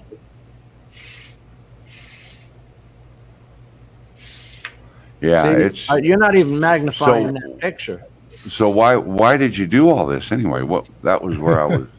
Because I wanted. I was practicing in PhotoDirector. I wanted to see what it could do. And then B, I wanted to do like Dan did, drone worship. He puts his drones, if he's taking a video with the Xeno, he puts the Xeno in up top. If he's taking the video with the Mavic 2 Mini, he puts the Mavic 2 Mini up top. So see, now you're just using the eraser, Mel, and that's what. That takes all day sometimes. Right? Yeah. Yeah. And if you slip, Yep. Yeah, if you slip, you hit Control Alternate Z and go back a step. Yeah, but if you've been erasing for 3 minutes and then you lose everything you just did. Yeah. That's why you erase just a tiny little bit and then let the mouse up and then erase a tiny little bit more and. Yep. Switch over to my make me big here, Jim, and I'll show you something. Go ahead. Okay. All right. Let me get into my screen here, and let me bring up Photoshop back to this picture. Okay. Right up here is a lasso tool. Okay. Yeah. And what you do is you start. It's easier if you make it big. You put it on the edge. You hold the alternate key down. Okay. And then you just start clicking, and you end up just following the shape like this. See? You follow the shape around. You follow the shape. Well, you follow. That's how I did that foundation. I motion tracked it and then what you do is when you get to a point like here or someplace where you want to stop, you just go up, make a shape out of it, end up back where you were, click on that, let go, and then just delete that. At that point, you should be able to just hit the delete key, Mitch. I did, but it for some reason it should it delete your selection. Asked me a question about what I want to put in it. In this case, it looks like it'd make it white. Now, why did it do that? It should be because it's a JPEG. No, wait a minute. Oh, your file's locked for one thing, isn't it? Mine were that's why. JPEGs. That's why. Mel. No, the file. Mel was right. The file was locked. So let's go back, and then just. Whoops, it's still doing it. I know it doesn't make a difference with JPEGs It because mine should. was It JPEG. should. No, it should. It should delete. It should delete that. It's very possible, Mel, and that with all with the it- crap running on my computer, that this program didn't load right or something. Because When it's a JPEG and you erase something out, you'll have a blue or a green or a white background. No, but I already. This Did you still already says save it locked. as a- Hold on a second. This still says locked. Okay. So let me try that again. There we go. Okay, There. it was locked. That's why. So I deleted that. Then I'd go back to this point here and hit alternate and just continue around, and just try to get as close to the shape as you can. Now this can take all day, but it gives you a nice sharp edge. Right. See, go down to here. And you can refine that edge more too once you're done. Yeah, and then just go up here and go up, here and around and That's and the lasso? back to the lasso tool, back to where you started, and then delete another chunk of it. It'd be at the tip. So go to the white part there. Yeah, something like that. I went ahead and cut this piece off too, but that's a way to do it. Then then you can just use the box tool and just select a whole bunch of this crap and get rid of it, and then go down. You know what I'm saying? And then go down here and get rid of this, and you just got to end up just cutting out everything you don't want in your picture, and it could take a while. Now the easier way to do this, of course, if you just use the magic wand tool, and it's going to look for colors. So there it's finding blue, but it didn't find solid blue. So what I can do is I can change my tolerance from 5 to 50 up here, and see it found all the blue, but it probably found some inside the airplane too. So Right. 50 is too much. That's not a good way to do it. The other But way to do I it, did have to go back and add some with the erase brush. this other tool, the quick selection tool, was what I was playing with before. That did this, but it went ahead and did too much. Now, Mel, you said that alternate Yeah. doesn't do it. That yes, doesn't do it. Yes, it does. Oh, yeah, If there it you goes. Yeah, Go okay. inside. All right, so let's. Inside, Mel? What are you talking about? Yeah, It'll like take the inside out? no, like if he gets some of the stuff that he wants inside the airplane wing, Right. you click Now, inside one of the that. problems, for some and reason, use I'm the not alt- seeing my. I'm just not seeing my cursor here. Oh, this one is subtract. Here it is. This is subtract. This one is add to selection, and this one is. God, I can't even read it. It's so small on there. What does that one say? New selection. So if I hit new selection, You'll be starting over, right? There. yeah, okay. So Now- there we go. Now now I s- can go in and say No, subtract. no, from no, no, no, selection. no. You don't even have to do that. Yeah, there we At this go. at this point right here, Yeah. use your Alt key and just go in, and push those lines around. Yeah, because you got some of your shoulder out of there. And some of the wingtip. But Yeah. I'm just not on this. I'm just not seeing. I see what you're saying. Yeah, I got rid of my shoulder there, but I still got this line in here. I don't obviously I don't use this tool very much, but you can see that when you learn how to use it, it is going to find most of the lines here. Now, if I went and deleted all this now, oh god, it locked it again. Oh, I know why it locked it, because I kept hitting the alternate, the Control Z, and backing out. Yeah, but you get the idea. Yeah. Yeah. If the problem I'm having with this tool is I'm not seeing. Oh, you know why I didn't see the. I'm not seeing the cursor. I'm seeing it in the black off to the side here, but as soon as I move it onto the picture, it's so small it kind of disappears. So there's a section there.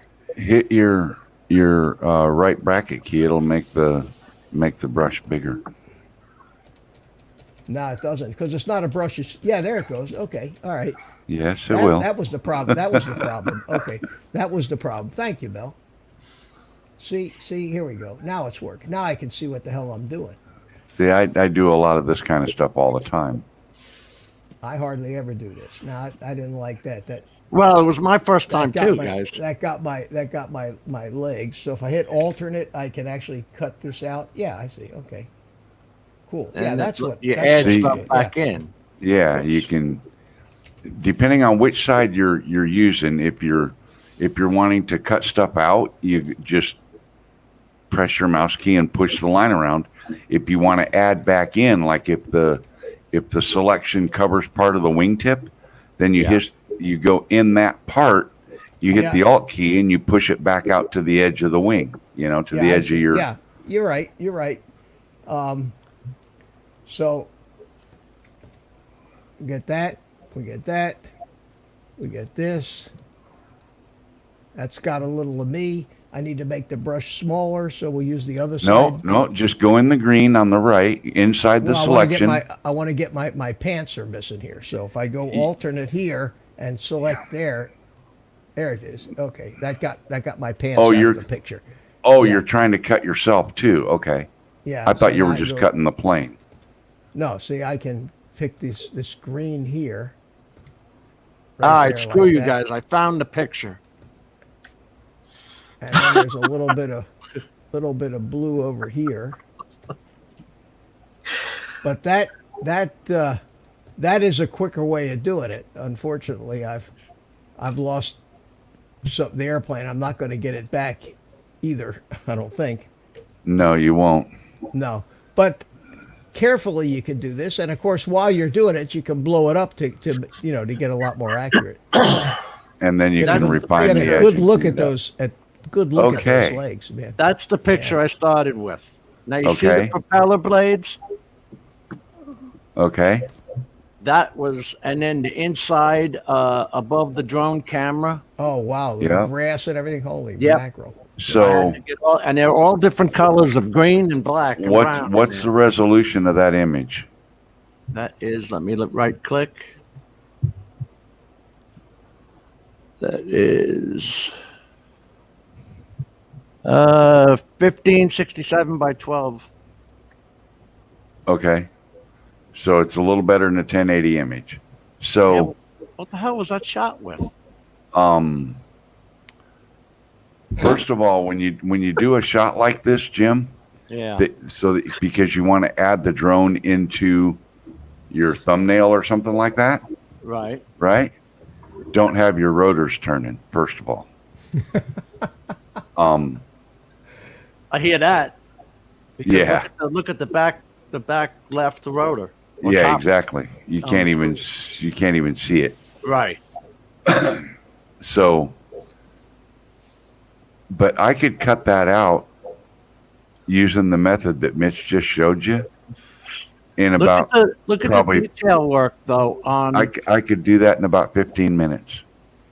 Well, you can use the magic tool for most of it, and then clean it up with the lasso tool in areas that are just too hard for the thing to identify. What the front vision sensors are and the FPV cam?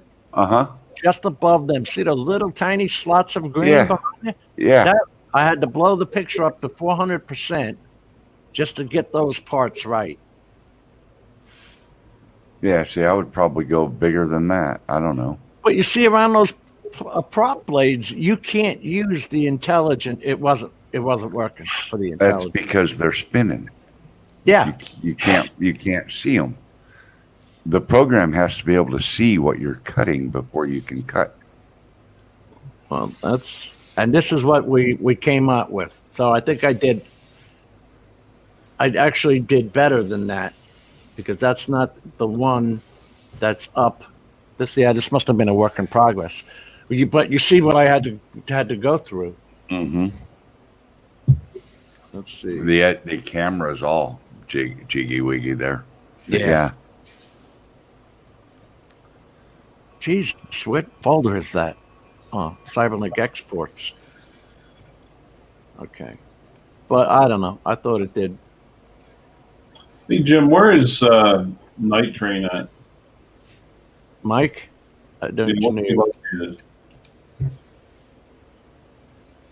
You just mentioned he had 2 major dams break in his area. Oh, he's in Michigan.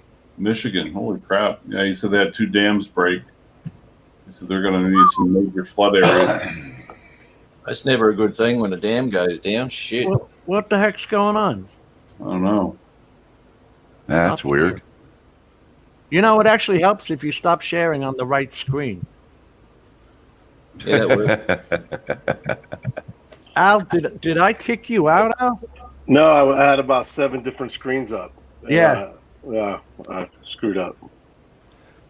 But I gotta tell you, one of the best things I did, guys, was bumping my RAM from 16 to 64 gig. It's amazing. It's amazing. 32. I can't go higher than 32. You got a higher CPU card, huh? Yeah, the motherboard. My motherboard will take 128. What's your CPU? It's a second generation Ryzen 7 2700X. Oh, I don't know what that equates to. 3.5 megahertz. I don't even know I can overclock it to 4.2 megahertz. And I'm running a my max is 3.5. I'm running. I just went to system instead of. Hey Mel, I have a question for you. Could you stitch mapping software? Can you stitch images together for mapping on your computer? I'm sure I could now. There are specific programs for that. My video card is a Radeon RX 580, and it's an 8 gig RAM card, so it would be hard to upgrade that. I mean, I was looking at one that would give me a little bit of an upgrade for $400 or so, but to really upgrade my video card, I'd have to get into the like $1,000 to $1,200 video cards. Hey Mel, what was your processor again, mate? It's a second generation Ryzen 7 2700X. Now they have up to like a 3200X, I think. Oh, it's AMD. Oh. Mike just did that too. Night Train. But I built this one. This computer's been rebuilt twice now. I rebuilt it a year ago and put all this stuff in it, and just added the more RAM the other day, because that's really all I needed was to upgrade the RAM.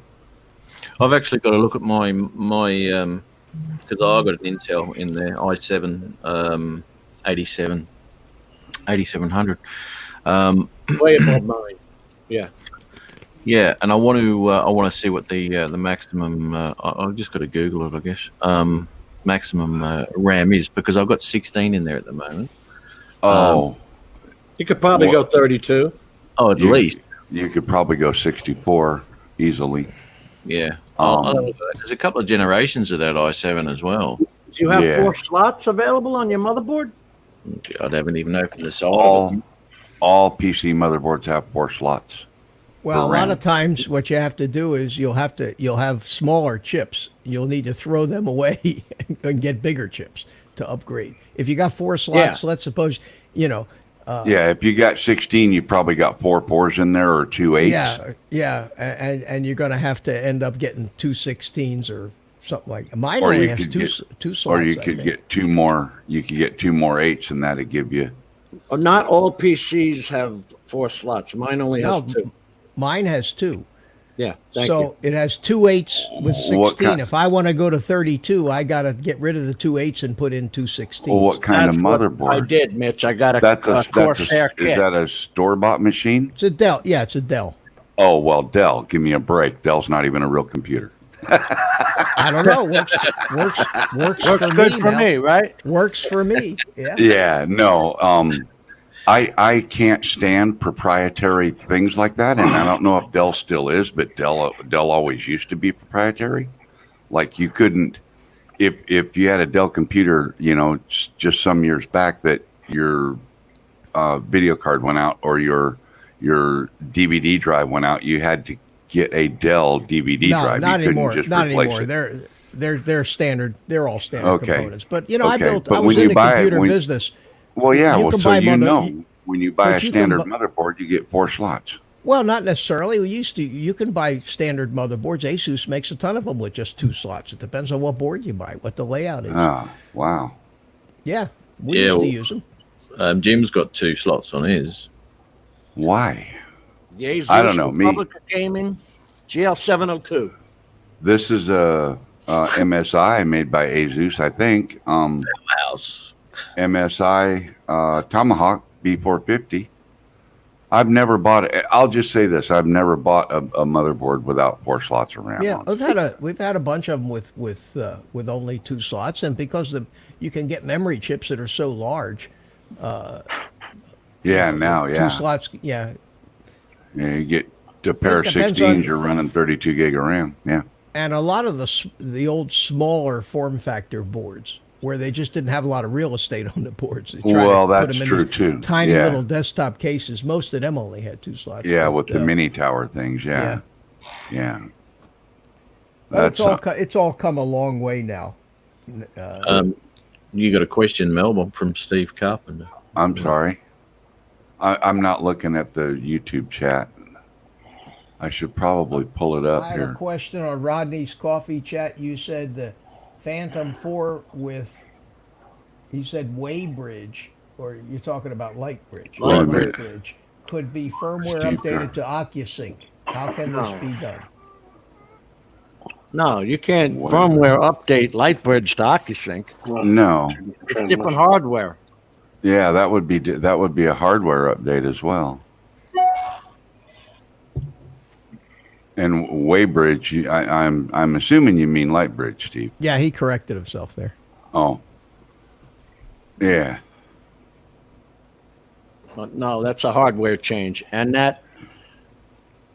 okay, if we're going to get into DJI and what friggin' annoys you in life, DJI does this crap all the time, man. They came out with the M210, then a year later, the M210 version 2, and now it's not even a year later. Now it's the M300. Yeah. Right. And now the batteries in the M300, you can only use the new 12S batteries, which are TB60s. $1,200 a pair Oh, cool. of batteries. Proprietary. Screw that. Right. I'll Right. send Well, it. they're not, Jim, they're not doing this to sell to you. They're doing this to sell to government, Right. to cities, They're to doing this, military. Yep. They can. and they're doing this to sell. Period. I Oh, mean, Yeah, Yeah. no doubt about it, Mel. Well, they're saying But- it's a but- purpose-built machine, because you see, I follow all the tech companies. When I say tech companies, I mean the people who make Okay. the damn cameras in the first place. Foxtech came out 3 years ago with the cameras DJI is just now putting together, called an HT20, where it's got a boson camera in there with the 12 megapixel camera, and then also a zoom camera. I mean, there's nothing new about the tech. I just get disgusted when they keep making everything proprietary. In other words, the X5S camera, the X5 camera, the X4S camera, none of them work on the new Matrice 300. None of them Yeah, work. that's yeah. What do you got? You got $1,500, $2,000 cameras you can't use now. 2,000 each. Yeah. well, why can't you use them? They won't allow you to hook it up. To what? They changed the port. To what? For what? What are you talking about? Let me say it again. The X5, the X4S, the X5S, the X7, none of them work on the Matrice 300. Only the new HT20s work on Well, it. yeah. Okay. Makes sense to you. Well, yeah. I mean, they want to sell stuff. Well, you would They- sell more drones if your cameras worked on them. If your cameras were interchangeable? Well, the XT can't even be used on the M210 without an adapter because it's made for the Inspire 2. That's So the Skyport adapter. At least they make that workable. Well, I mean, but think about it. If you were the guy building the stuff, you want to sell more product. You're going to make things so that people have to buy more crap. That's how you make money. That's what you're in the business for, is to make money, right? Well, they I mean, call that you're planned obsolescence. You know. Yes, I mean, yeah. Everybody does that. Yeah. Yeah, But and you're they're not doing gonna. it so fast, Mitch. They didn't. Well, if you had these drones, you would know that the software on them. I'm not talking about DJI Go. I'm talking about DJI Pilot, GS Pro, software for actually doing stuff like waypointing and all, and getting jobs done. They haven't even got that software to work correctly on their damn drones, and they're coming out with another drone. That's why we need to get over it. That's why I'm exploring RG Pilot, because that software has been around for a long time. Ever, yeah. Standard hardware, no DJI connections, and you can build whatever drone you want and put whatever gimbal you want on it and swap it out. It's just pieces and parts that you're not married to any particular manufacturer. Yeah, yeah. That's And the believe problem, me, you know. they'll do everything that DJI does. That falls back to that comment I made earlier about hating, and I really hate hating proprietaryism, right? Yeah. Is that a word? Is that a word? Well, We just made it DJI is one. the king. They're the Just king made it of up. that, Does that man. work? Make It it up. works for me. There you go. Make it up as you go, right? But But they're see, the that's what king. I'm talking about, though. I hate things that are proprietary. I thought I was just going to be mad at the fact that they do what they do with the batteries, but you haven't even. I swear to God. Well, the they software did on the same thing with the Matrice 210 Inspire. They did isn't- the same thing with the Inspire. The Inspire 2, they made new batteries. So now if you had an Inspire 1, your batteries were no good. Well, see now they only did that because they were kind of trying to come up with redundancy.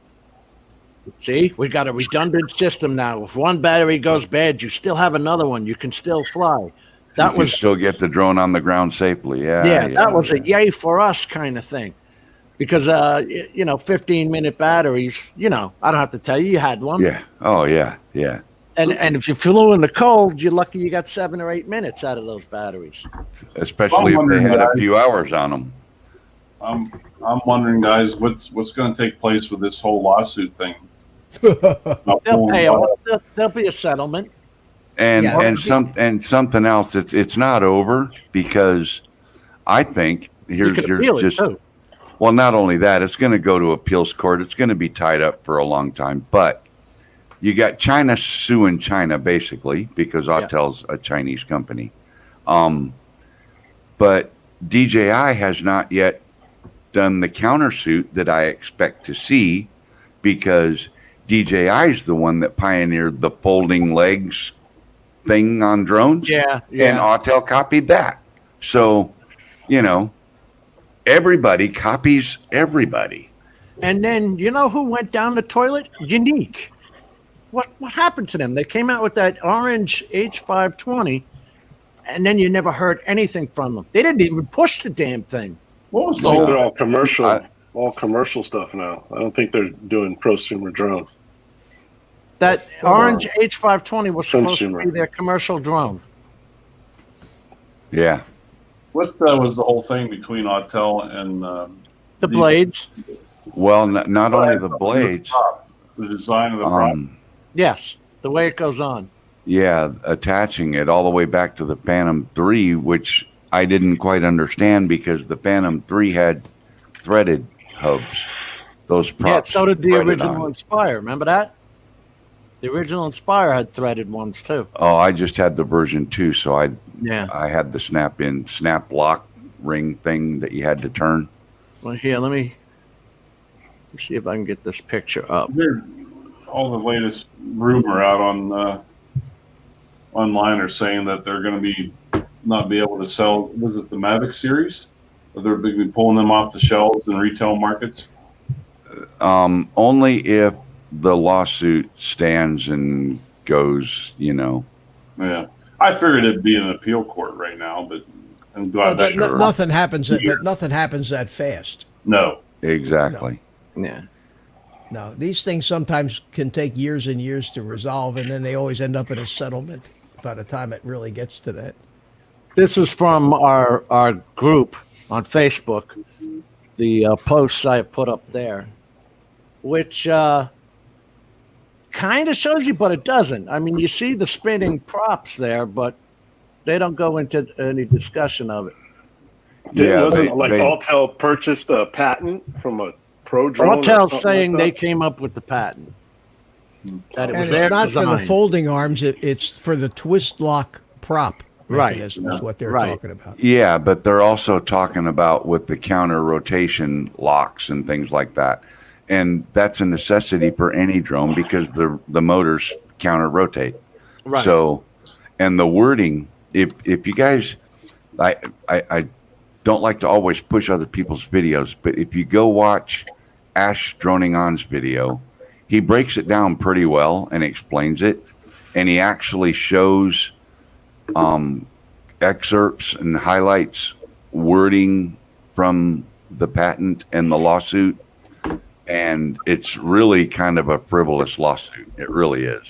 Yeah, but DJI still had to put a 10% bomb down.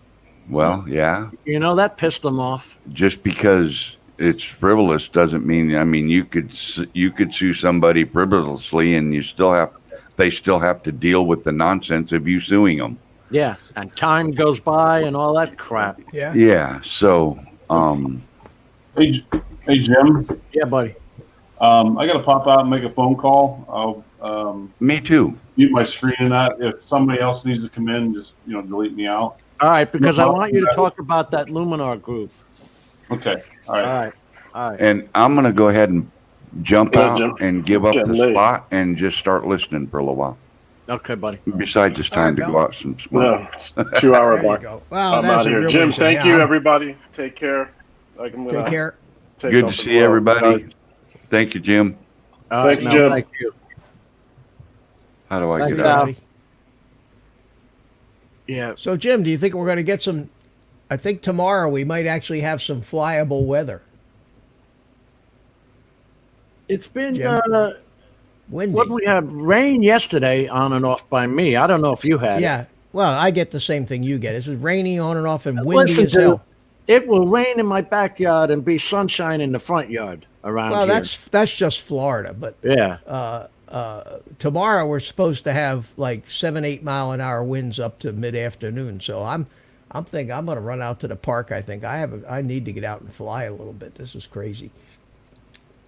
I got to fly this new little thing that Rick Halber gave me. This new little. See this little tiny little thing? What size is that? It's a Is that 2 inch 3 inch or props. 2 inch? 2 inch, but look at the size of it compared to my hand. And it goes 50 miles an hour. Really? Yeah, it's called the Tiny Hawk Race, Tiny Hawk 2 Race. Now, how the hell are you supposed to? There's no way you could have line of sight with that kind of thing. No, you fly through the goggles. It's got a run cam, really great camera, a 200 milliwatt video transmitter in it, and the damn thing runs on 2 of those little 1S drone batteries, and it's kind of like this one, which is the basic Tiny Hawk that you fly around the house. It's got the same guts pretty much in it, but this one has the open props and it's designed to go faster. So I'm gonna fly. I haven't flown it yet, but it's ready to fly. I'm gonna fly it tomorrow, 50 miles an hour. Now you already. Sorry. Go Matt. I want to get one of them. I want to get one and just fly it around the house to start with. Well, And, this is not a great one for indoors. You'll tear up everything with these props. Yeah, no, I'm talking that other one you got. It's got the Oh, guards on. absolutely. That's the Tiny Hawk. The Tiny Hawk? The Tiny Yeah. Hawk. Yeah, the Tiny Hawk 2. This one is. This is great. Just great for flying around. That's all I did yesterday when it was raining. I put eight batteries through this little thing, just flying around inside my house. That's awesome. And with the goggles on, I'm sitting on my couch in my living room with the goggles on, and I'm just flying it all over the house. It's fabulous. A lot of fun. What sort of cost you looking at? I'm kind of guessing that might be a generic type. This is a tiny $100 for the drone. $110, and you need goggles and you need a radio. Yeah. So it all depends on what you buy on top of that with your radio and goggles. Right. Now you can get these new Jumper T16s or the new Radio Master T16 for about less than $150, and they're incredible radios, and you can get a set of goggles anywhere from $100 on up to big bucks, $600-800, and or you can get the DJI digital FPV system, which is not really good for these teeny little drones, but it's amazing for the bigger ones. And then you can enjoy, like I have for the past year, learning how to fly these son of a. And you don't, because it's not. You don't wear glasses, drones. Matt. So sorry. If you wear glasses, you have to put those diopters in. Well, actually, I use the DJI FPV goggles, and I did an analog mod on them. So up on the front here is the same kind of a module that plugs into the Fat Sharks for analog. So I can use these same goggles, and the reason I like these is they fit over my glasses. Yeah. See, I can just put them right on over my glasses, and they work great. Yeah, so, nice. Yeah, these are really, and they have a great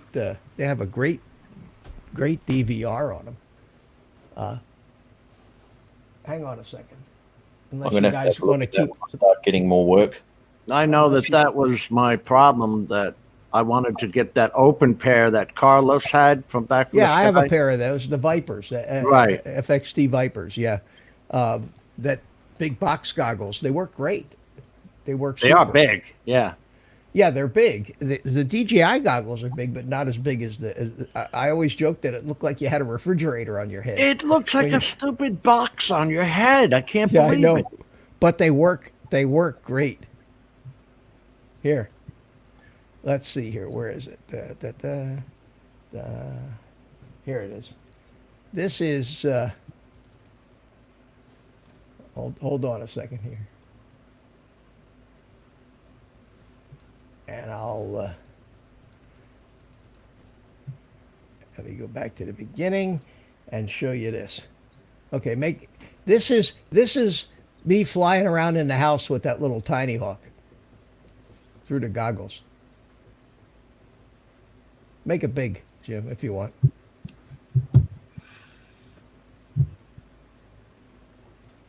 There we go. Just do it like this. Oh, it didn't do it. Do it like what? I was trying to use the bottom selections. It wouldn't let me do it. No, you can't. Not what I'm sending. You only have one option with me. That's to make it big. So this is a lot of fun. Just fly all over your house. I just went on a tour of my house. Yeah, that's awesome. But this is great practice, because this little thing will go 30, 35 miles an hour too. So working it, just trying to fly it very slowly and steadily in and out of the different rooms, and that's the only way to do it when you're learning stuff, Oh, absolutely, and this is in a stabilized mode too, which is what you normally do when you fly indoors. You usually fly it stabilized. Outside, you fly in acro mode, which allows you. It doesn't right itself. You know what I mean? You have to. Here, this is my studio, so I decided to visit my studio here.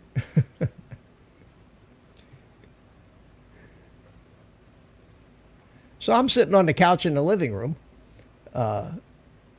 flying this thing over the house, and you get about a better than 4-minute flight out of it with one tiny little single cell LiPo.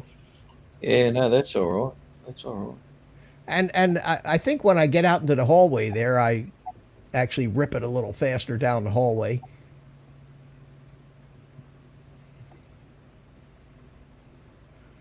I love the idea of, although, you know, you'd be looking at a lot more expensive camera and all that sort of stuff, but some of the cinematic FPV flying is spectacular. Oh, it is. It's incredible, and I wanna start doing some of that. But see, now, come down a straightaway, so you lean into it a little bit. You just, you know, you start going a little faster. So when you give it some herbs, do you have to give it a little bit of left stick down? Actually, your throttle does not have a detent and spring loaded in the center. It's just all the way, you know.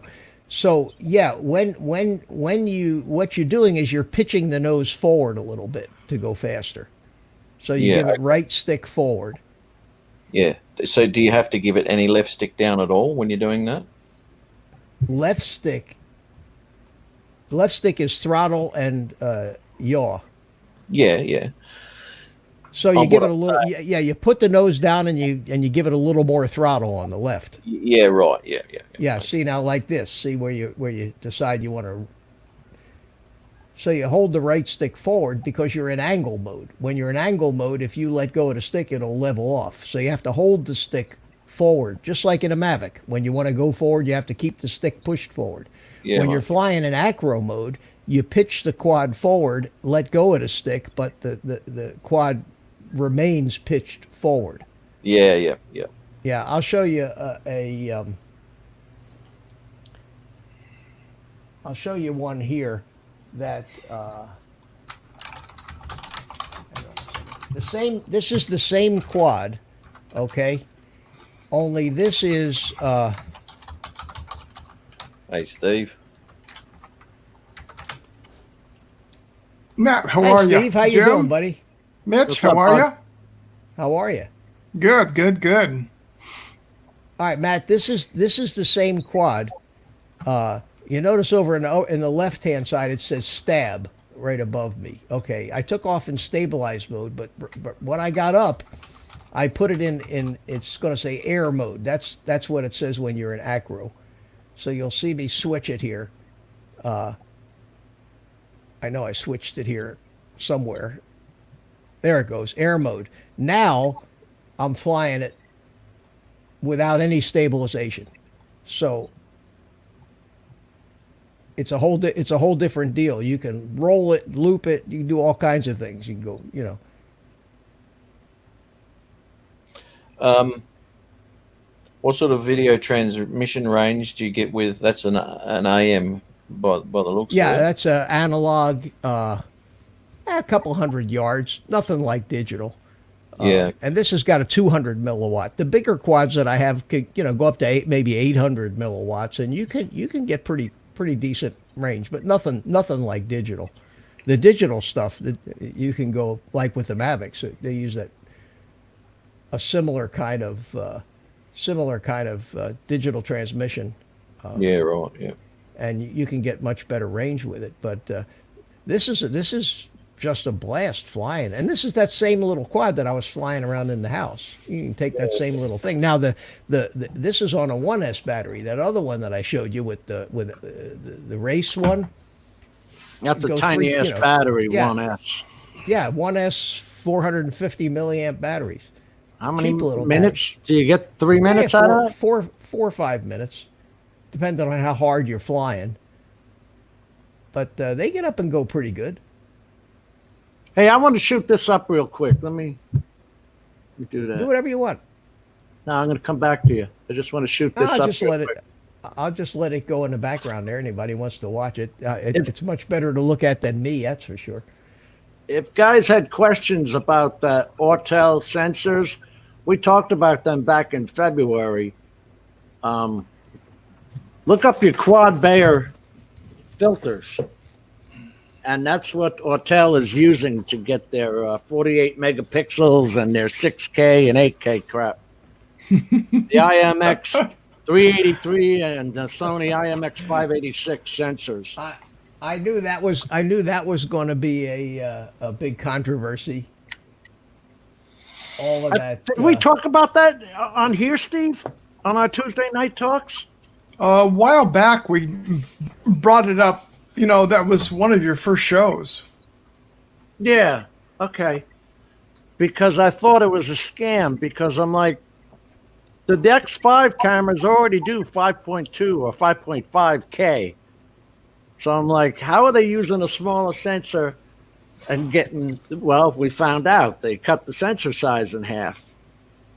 It's 0.6 megapixels or 0.6 ohm. Oh, that's it. Remember when I was saying ohms and it was microns? Yeah.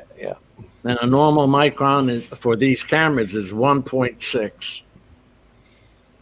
And but a anyway, a coronavirus is 0.3 microns. Seriously. There goes your stream, Jim. Megapixel? There goes your stream. It's going to be knocked off YouTube. Yeah. It's all Mitch's fault. Yeah, I said the magic words.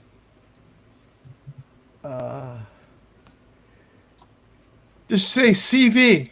That's all you have to do. CV. I think you're allowed to say that. CV, yeah, but not what you said. No, everybody says that. I hear it all over. And they're getting knocked off left and right. I've been seeing streams go down. Sean Oz did one on hand washing, and he mentioned it in 120 seconds after it went up.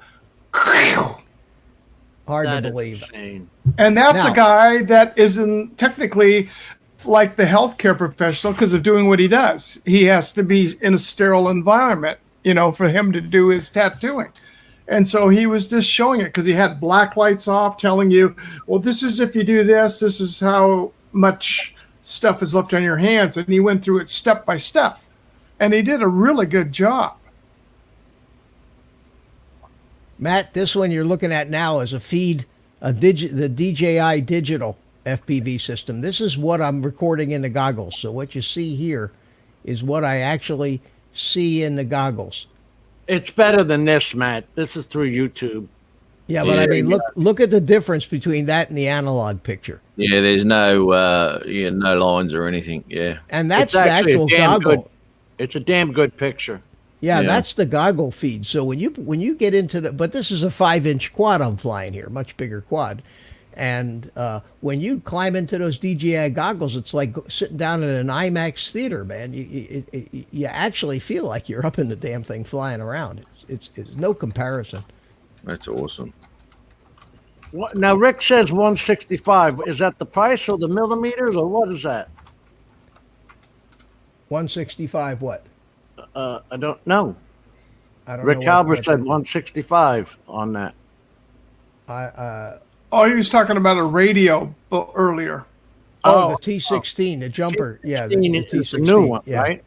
They got the T16 new. is brand new? They got the jumper T16 isn't brand new, but now there's an offshoot of them called the Radio Master T16, which is new, and then Jumper's coming out with a T18, which has 3 different versions. The cheapest is $130. The most expensive is like 180 or 90.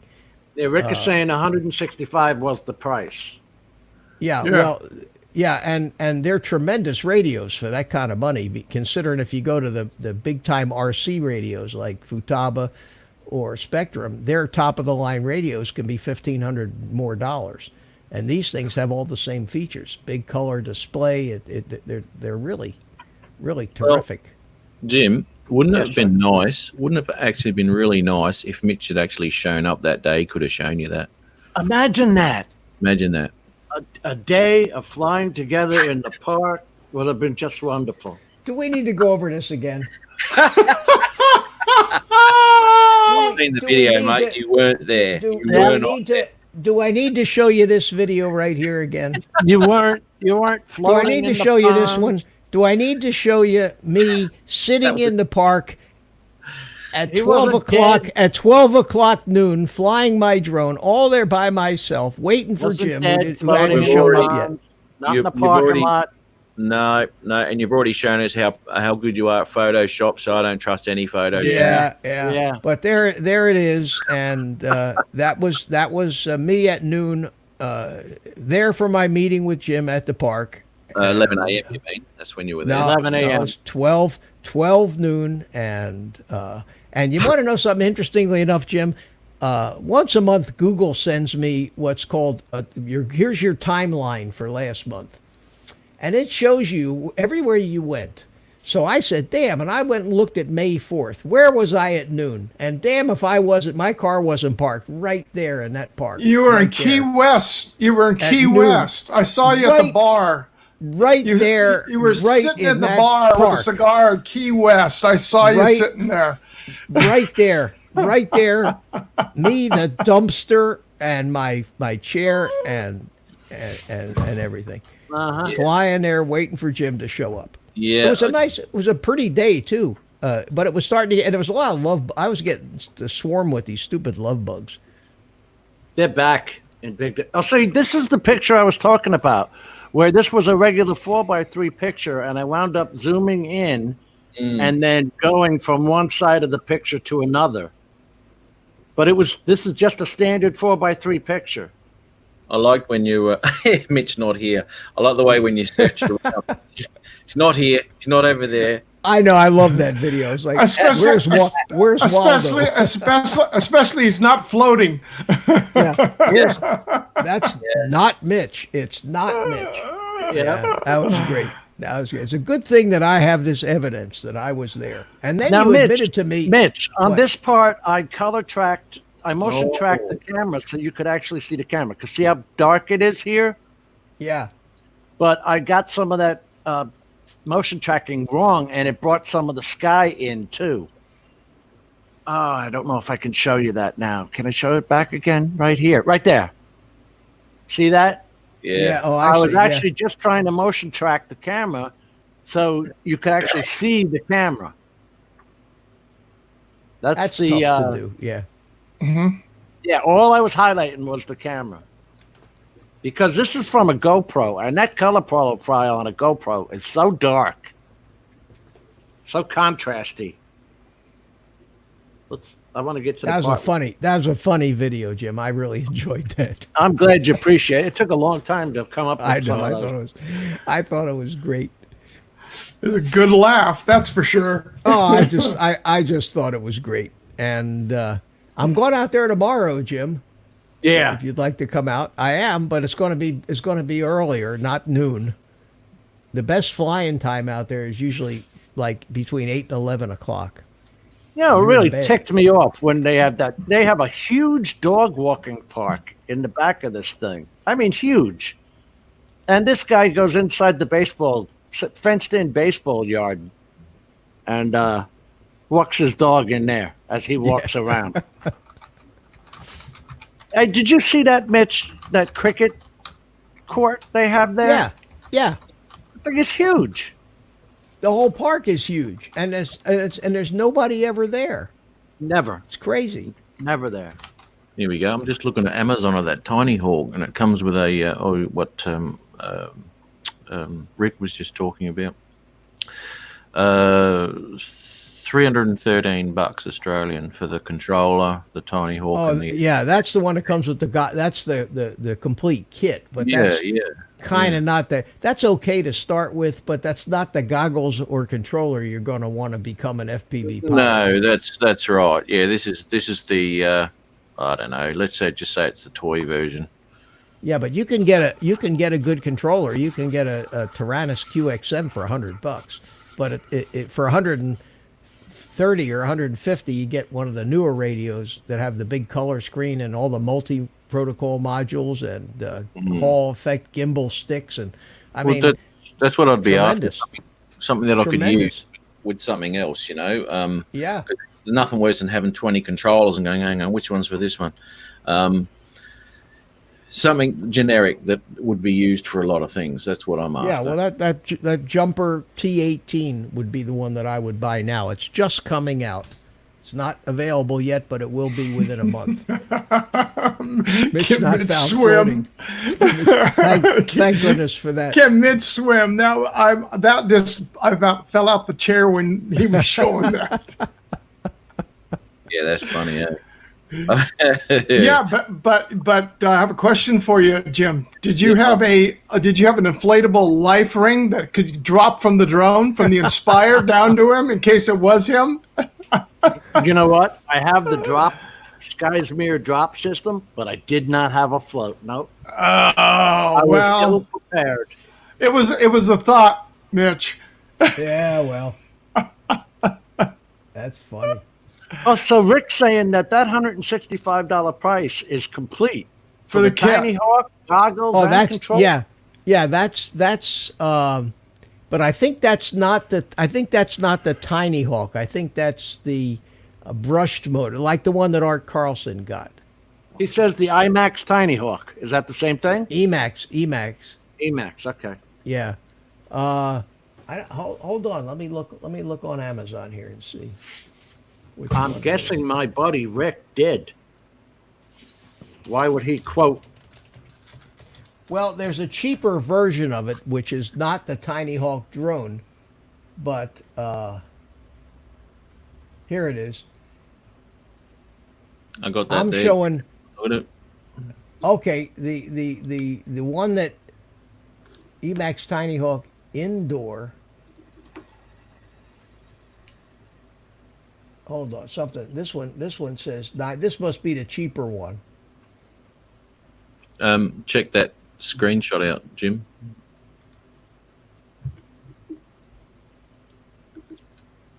There we go. That's What? the 313. that's Australian, mate. Oh, wow! Yeah. Double the price. Yeah. Well, that's not the Tiny Hawk 2. This one I'm looking at is just for $165. Is just the Tiny Hawk. The Tiny Hawk 2 has a more powerful transmitter and a much better All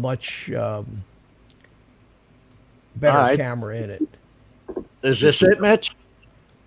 200 milliwatt. Yeah, that's the Tiny Hawk 2. Yeah, that's the drone itself. That's the race. That's the race one, like I got here. That's this race one. You want the one that looks like this. Yeah, that white one there. Yeah, the white one, the tiny, but it has to be Tiny Hawk 2. There you go. That's it right there. Yeah. Yeah. And that's the one I was flying around in the house today. And it's a great little drone. And it weighs nothing. You can fly it right into your head. You won't even hurt yourself, you know. You can't break anything with it. You can crash it all you want. Oh. Which you're gonna do when you first start flying these things. But then, if you get that, you still need a controller and goggles. And goggles, yeah. Yeah. Yeah. All right, so And let's jump into something. Oh, go ahead, finish, Mitch. No, okay, I'm done. I was just going to talk Howdy, about Ron and Steve. And oh wow, I didn't know that, Rick. There's 3 versions of it. Yeah. Shit.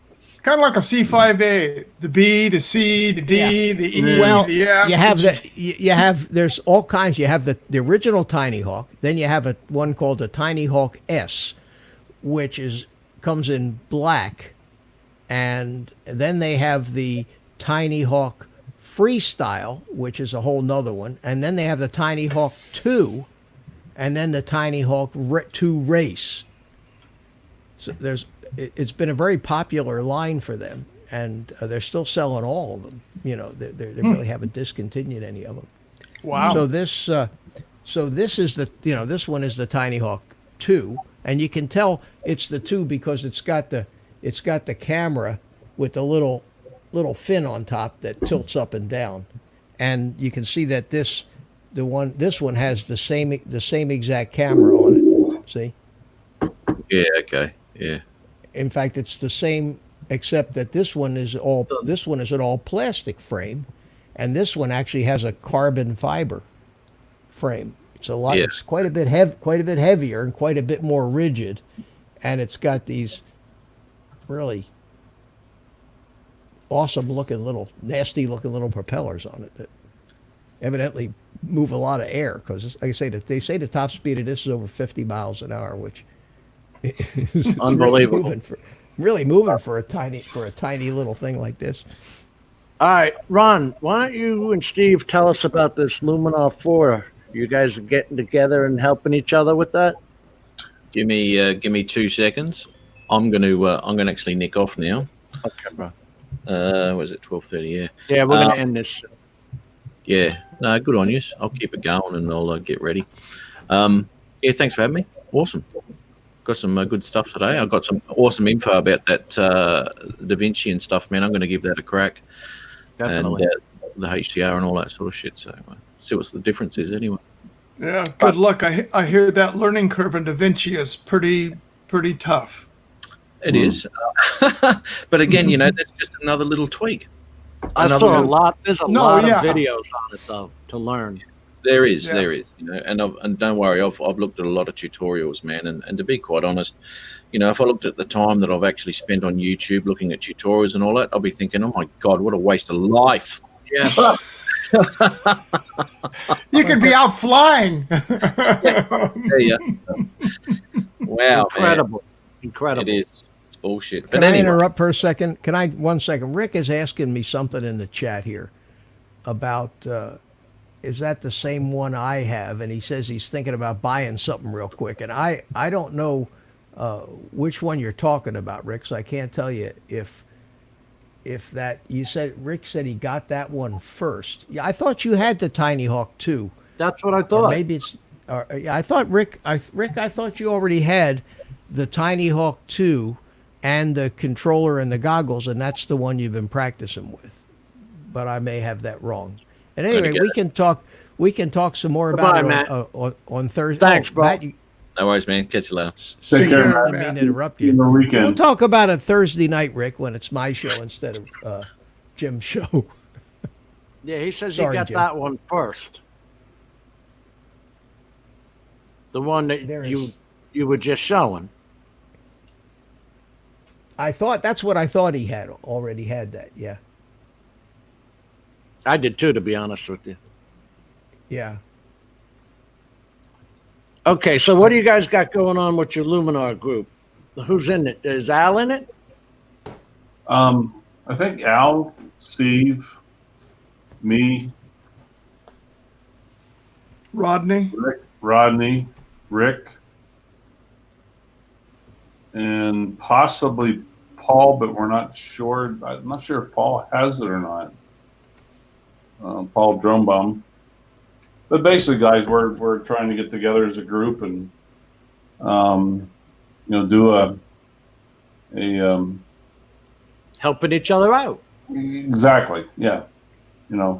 Trying to what it's all about and see what we can learn. I was telling Steve the other day, I think I got about 60-70% of the program figured out, but I'm having a hard time grasping the concept of layers and masks and, how to do that, what they mean, and I've watched a lot of this one guy is by the name of Jim Nix, Nix. I think that's the name of his channel. Yeah. He does a lot of stuff. A lot of stuff on Luminar. I'm trying to watch him, and he's kind of hard to follow. I'm having a hard time following him, though. Jim Nix? Yeah. Nix.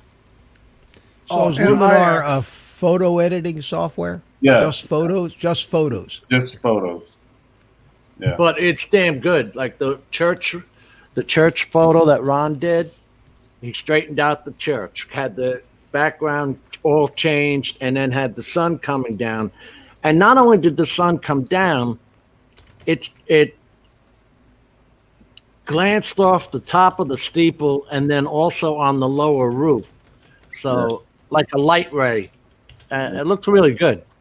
Wow. Which is intelligent. It's almost artificial intelligence. Yeah. Instead of just doing layers. The program is based on artificial intelligence. And Matt was asking earlier, he's like, can you cast a shadow? And that's where your layers and your mask would come into play. Yeah. And again, that's what I've got to learn. I've had a month or so, Steve. You know, I'm Yeah. still trying to learn. About 6 weeks, I think. Yeah, it's like the same concept, I think, with Photoshop, where you know, Photoshop, you can do the same thing, you know, where you have your adjustment layers, you know, and Wow. but I'm very interested in learning, and you know, I think the best way is get together with other people. You know, I really would like to involve Ron Brown and Bill from Coast to Coast.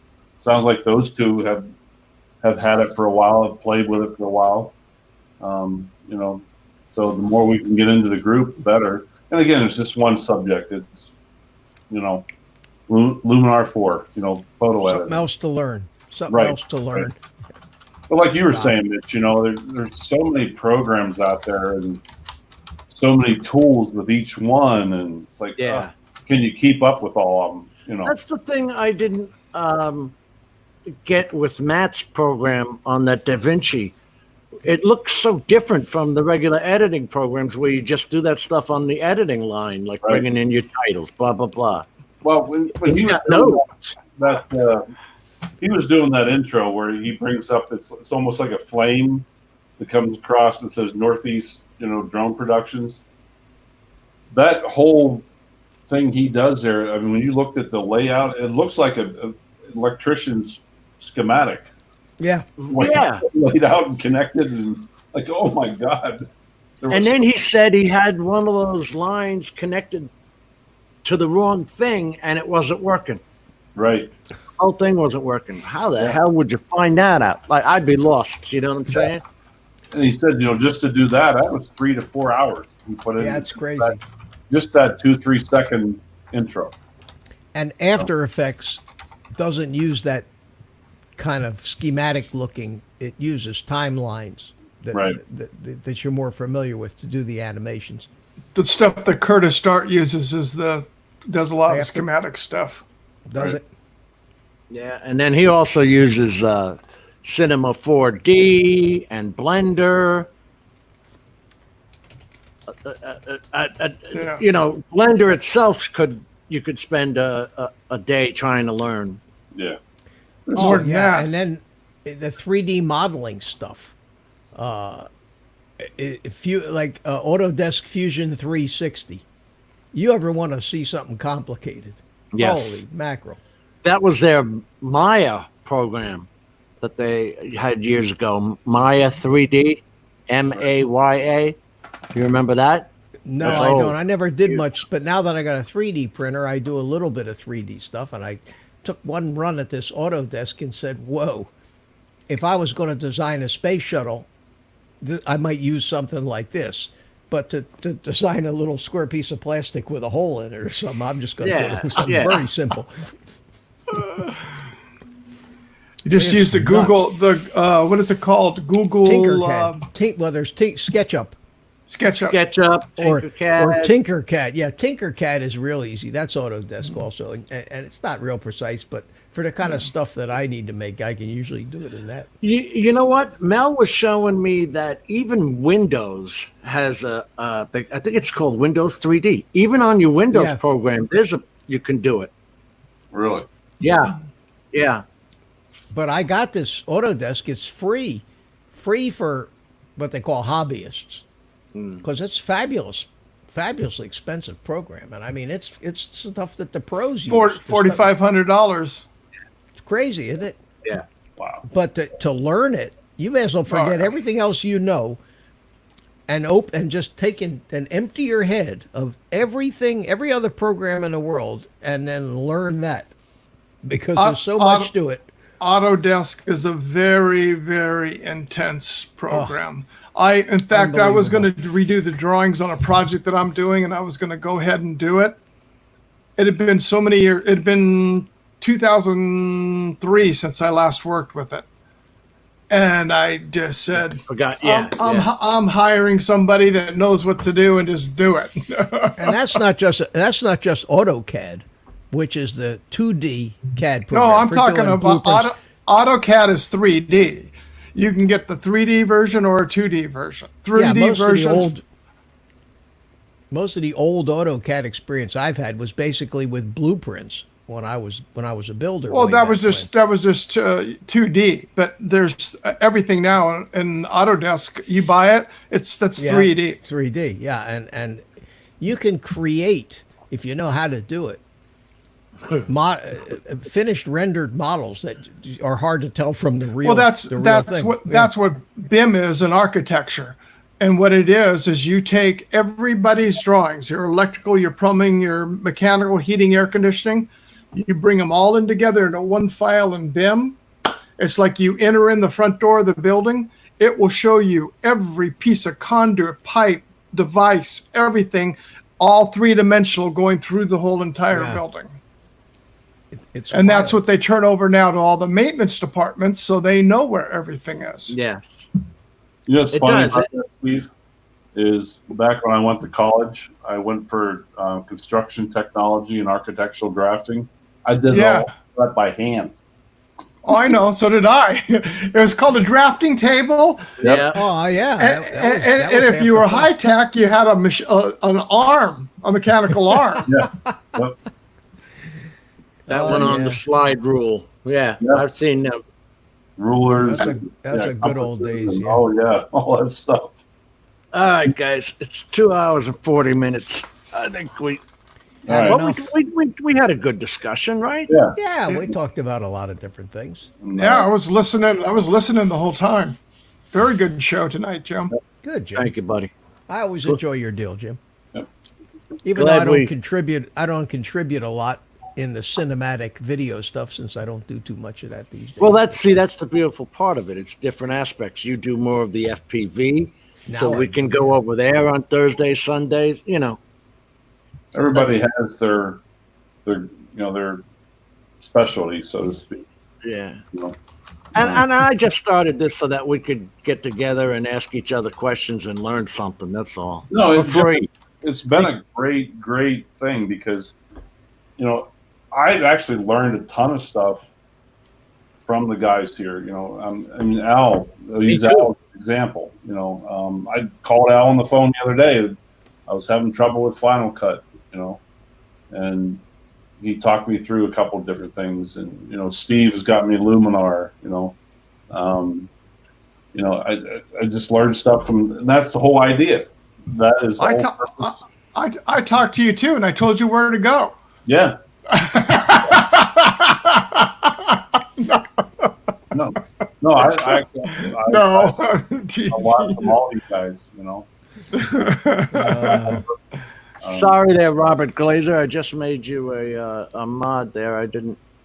I can't tell who isn't. No, oh yeah, okay. I see the wrenches now next to them because I have you that. Got all green now, huh? Yes, yeah, they're all green. But Rick's still listening. So Rick, Steve, Rodney, Al, let's pick a time we can get together. Yeah. I actually have off this coming Sunday. I don't know if that works for anybody else. Just don't do it at 8:00 at night. That's when my deal is. No, we wouldn't do that. Got enough competition already. I know. I thought I was safe on Tuesdays. Now you are. Well, you got Bill the drone reviewer at 8:00 on Tuesday. Yeah. Yeah, exactly. That's the only one I know of. Sean starts earlier. Yeah, he starts earlier. And I'm not necessarily saying doing a live stream, but we even talked about just doing a private. Yeah. StreamYard. Private stream. Just so we can all get together and chat, and it won't even have to be on YouTube. So, Don't forget to come back and share with us. Well, you know what? Because it winds up selling more programs. I know, right. And you don't get anything for it, but it gets the guys interested in it when they see that. I love the horses photo. You know that, right? Mm-hmm. And different people like different things. Yeah. And I just like to see what mine. Okay, I already bought this crap. Can this crap do any of that? And if it does, then I'm not going to buy Luminar. You know what I mean? Sure. Because I've got a suite of discs inside the house for damn Adobe Creative Suite 6 or whatever the hell it was before they went to this monetized monthly thing. Yeah, that, I know, that I don't use. Yeah. That's ridiculous. Yeah, that master. I remember that the master collection. That was like $2,000. Yeah. Well, I got Now, the education. Adobe has Adobe's grand. version of that is called Lightroom. Yeah. And there's a free version of that called GIMP. GIMP.org. Okay, yeah. but There's Lightroom and Lightroom Classic. Classic, There's yeah. two of them. Yeah. I Because still have they the keep, old Adobe CS3. well, Yeah. that's way back, yeah. Yeah. But you know what? It has so much power to it. There's so many things you can do with it. Oh, But it has all the different programs on it. You know? As long as it can do 1080, you're fine. Well, it's just like today. I turned on both my computers, and it was the online version. Seven of the modules for Adobe Suites all needed to be updated. oh, I get that all. You have 21 updates. Okay. That means that everything I know how to do, I have to relearn because they changed everything. Yeah. Yeah. Yeah, I don't like those things. All right, Jim. Well, I'll say goodnight. Let you guys go to Gonna end bed, it. and I'll see you Thursday night. Stop on by 6 o'clock Take All care. right, Mitch. Eastern Daylight Time. All right, my friends. Bye, everybody in the chat. Take care, Mitch. We'll Take see care. you then. Take care. Bye-bye. All righty, boys and girls. Yeah, let's call it. All right, thanks, guys, everybody, for coming. Appreciate it. Ron, can you hang on after the stream ends just for a second? Yep. Yeah. All right, I'm going to drop it off now. Good night, Okay. guys. Good night, Thanks. everybody.